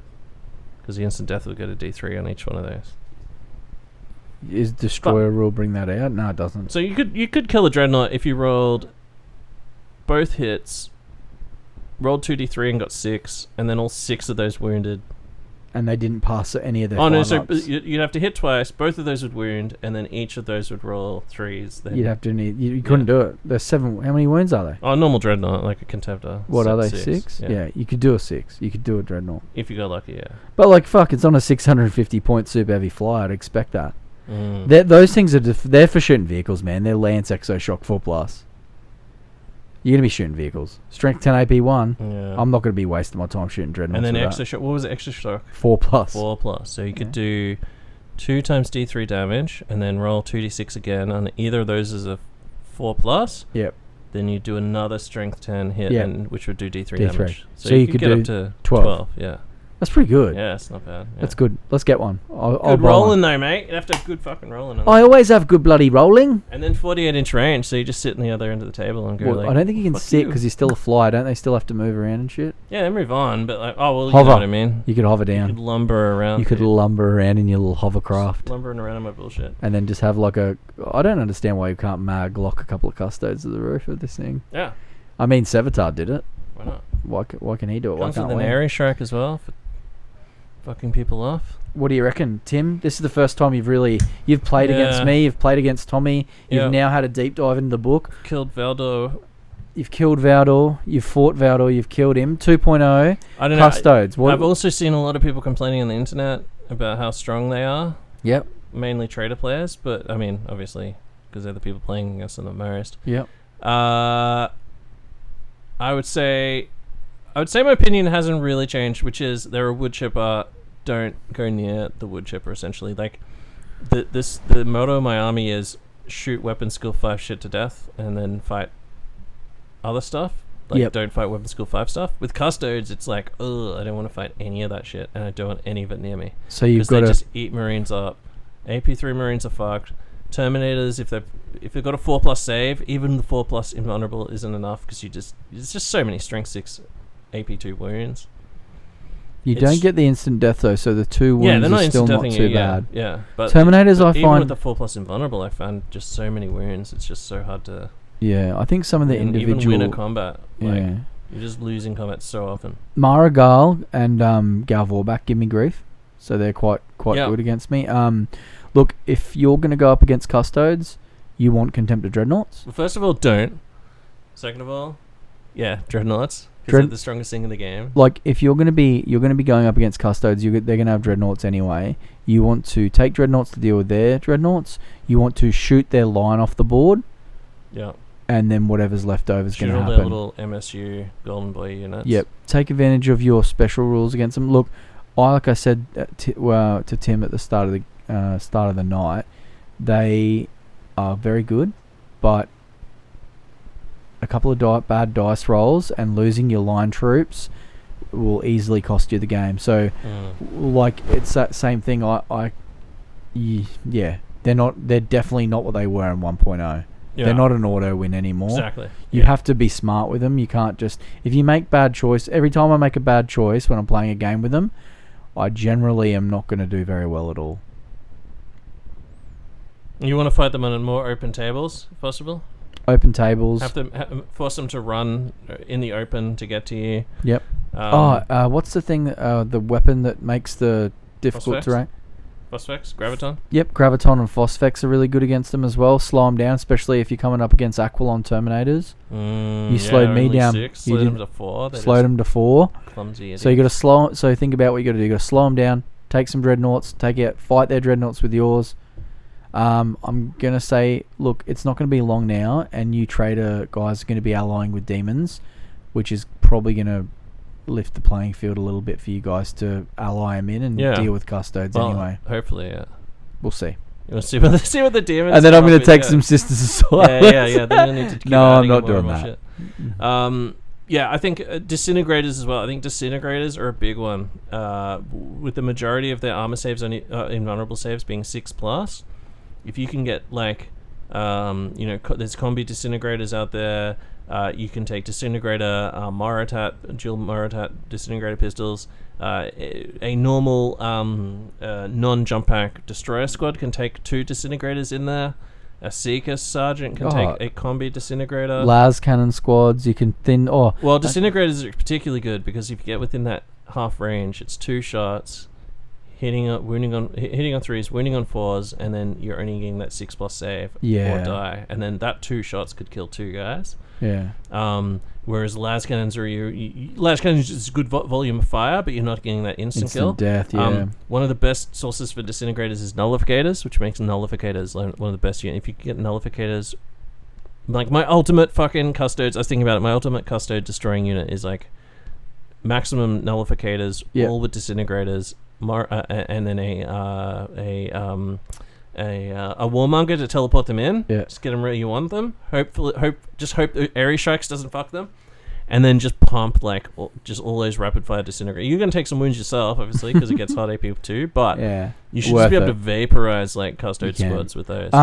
It's funny. Leadham took a squad of 10 against me when I played him. Oh yeah. But I pinned the unit with spicular rockets. He failed his leadership test because they're like leadership 7, so he failed the leadership test, and then I charged him. It was pretty rough. But yeah, that's good. You can deal with them. You just got to remember that, like, try not to get in combat with them. Yeah, stay the fuck away. Stay away from them. Shoot them, kite them. Slow down their dreadnoughts with your dreadnoughts. Like, you're not going to come across any list right now in Heresy 2.0 where a player isn't taking 2 Contemptors in 2,000 points. Yeah, unless they're running vehicle based or something, maybe. But then some of the legions, but like White Scars, you're not seeing. When you're looking at that kind of firepower from a vehicle based army, you've got the shooting to number shooting to kill custodes. Yeah. I wanted to play Tommy's armored spearhead list to see how my list would go standing up to that heavy shooting. Because I think even a Bulk Predators with the Volkite Sakers or whatever and things like that would just eat them alive. It's just the volume of shots. You're gonna be making saves and failing saves. It just happens whether you like it or not, and you don't have a lot of guys that you can lose, especially when it comes to your line infantry. Yeah. Well, I did ask a few people at Adepticon. So Adepticon was this weekend, big event in America. Tons of Heresy players, biggest Heresy's been. And I asked him, how's the FOTA, Fear of the Ancients, how's Custodes going? And he said, and the people, I asked 2 or 3 people, and they seemed to think it wasn't a big deal. So, I think like early reactions to Custodes was very much like, oh, what are we gonna do? They're just killing everything. Panic merchants. Yeah, but I mean, everyone panics every time they change an edition and stuff, my old army's crap, I don't need to rebuild it. Yeah, exactly. I don't care. I think as people, and we've been saying this since the start, as people rebuild their armies for the new edition and have more success, we're getting more sort of better, I think people are more happy. Like someone who's like got a Thousand Suns army, for example, and had it built for the last edition, and then comes into this edition where it's completely different rules. Yeah, they're gonna be upset. That kind of person needs to go and try a different army, I think. Yeah, I mean, that's brutal for me to say, especially. And we were just looking at prices before, and a Thousand Suns army is an expensive investment. Yeah, but you're gonna be happier with the game and everything if you play with an army that's designed for it. I guess that's the thing. My observation. But I guess the thing is now, with the Age of Darkness box set and the 40k models being really easily accessible, when you take a box of, say, Berserkers or a box of Thousand Suns and paint them up the Heresy heraldry colours and base them and things like that, I'd play against it. Yeah. I'd play against it. I don't care. Yes, I know. Maybe it's more later Heresy type thing, but I think it's cool. I'd rather see that. I'd rather see that than an unpainted army. Yeah, and the other thing is, if you're an event or like a campaign and stuff, there's probably going to be people there who would like to play against Custodes. Like, I would definitely, like, I jumped at trying to play, like, I had to sort of, like, ask to play against photo lists, you know? I had to find people who had Fear of the Ancients and ask to play against them. We both played that list, Josh, same weekend. He was like, oh, I might run, and we were like, yeah, do it. Like, I had to ask him to do it. Yeah. Because I wanted to play against, I wanted to see what it was actually like, you know? Like, I jumped at opportunities to play against them. So there's other people at events who will want to play that Custode. So if you turn up and you draw a Custodes player, or you're told you're playing this Custodes player, just say to the guy, hey, or say to the TO, hey, my army, I fucking 100% is going to be fucked against this army. I have nothing against it.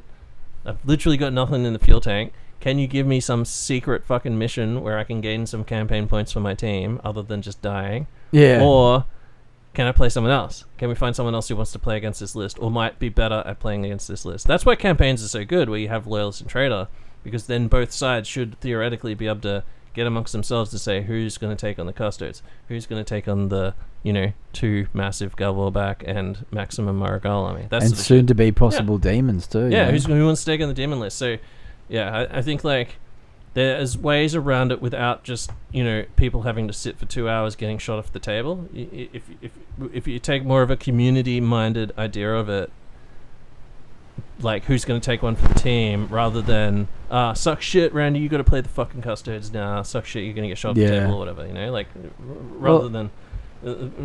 it wasn't long ago, but it wasn't long ago I fucking got my ass handed to me by Iron Warriors, you know? Yeah, I put him down on the table...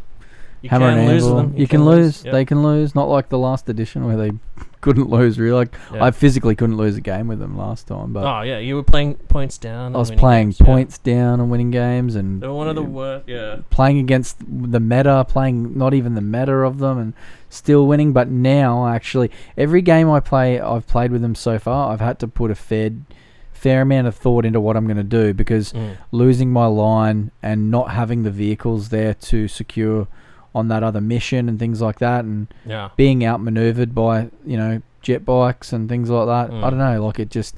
I would say, that would be my closing argument, would be they are strong, but they are not auto-win. Yeah. They're strong, but not auto-win. Just put down whatever net list, go get a net list of fucking wherever, internet somewhere. Send me an email. Get it, put it down on the table, and try just running at someone with no thought. It's not auto. It's very much not auto-win. We'll put it this way. There's lists I could write with Iron Warriors and Imperial Fists, specifically those 2 legions, that would actually strip all the fun out of the universe. I could suck the fun out of the universe and beat every Custode player I come up against. Yeah. You just, you know, Imperial Fists with a 4+ involve re-rollables and all that other shit, and like even just having Iron Warriors with a +1 strength to their shooting weapons and stuff against things like dreads and vehicles, like it's a huge deal. Like, and then running Terminator, like, don't forget you got Indomitus Terminators now. Yeah. With Thunderhammers, you've got troop choice Terminators in your Pride of the Legion list, where you can take Thunderhammers and Storm Shields. So you're still getting it. You're getting the 4-up invul with a Thunderhammer on your troop choice. What you should do is play. Yeah, if you're Alpha Legion, just go and get some Huskars. Use that. What's it called? Rewards of Treason. Huskars with Strength 10, AP1 Power Fist, and 3+ Immortal Shields. And Weapon Skill 5, aren't they, as well? Yeah, they are Weapon Skill 5. Nemesis. Yeah, and then just... Oh, well, that sucks. But in that army, in that Alpha Legion army, that unit with the 3+ Invon and punching back at Strength 10 AP1 will fuck those guys up. Instant death. Yeah, that many instant deaths. You'll just punch your way through them. They're gonna hit you, but your 3+ Invon should save you. Yeah. And in fact, it's only Strength 6 for the most part. And then in return, you should just be able to devastate those Custodes. So I mean, and Thunderhammers. Yeah. Yeah, and you need that Strength 10 though. The other thing, Las Cutters, they have that Strength 10. I think it's range 8. Yeah, shooting mode. The Strength 10 AP1. Yeah, that's good too. That could be fun as well. Yeah. Plenty to do. Yeah, guys, get out there, find a Custode player, have a game against them, see how you go. If you got anything that we didn't add, make sure you chuck us an email. Let us know what we missed. Yeah, that's it. Fucking right on 3 hours. Perfect. Thanks for coming, Randy. It's been awesome. Anytime. It's always awesome talking to you. I always look at the clock and go like, oh yeah, we've been talking for 15 minutes and it's been like 2 hours or something. And I'm like, holy shit, we're powering through this. We're like the experts of shit talking. Yeah, exactly. Yeah. All right. Now it's getting late at night. It's time to go to bed. All right. Fully printed is for closers.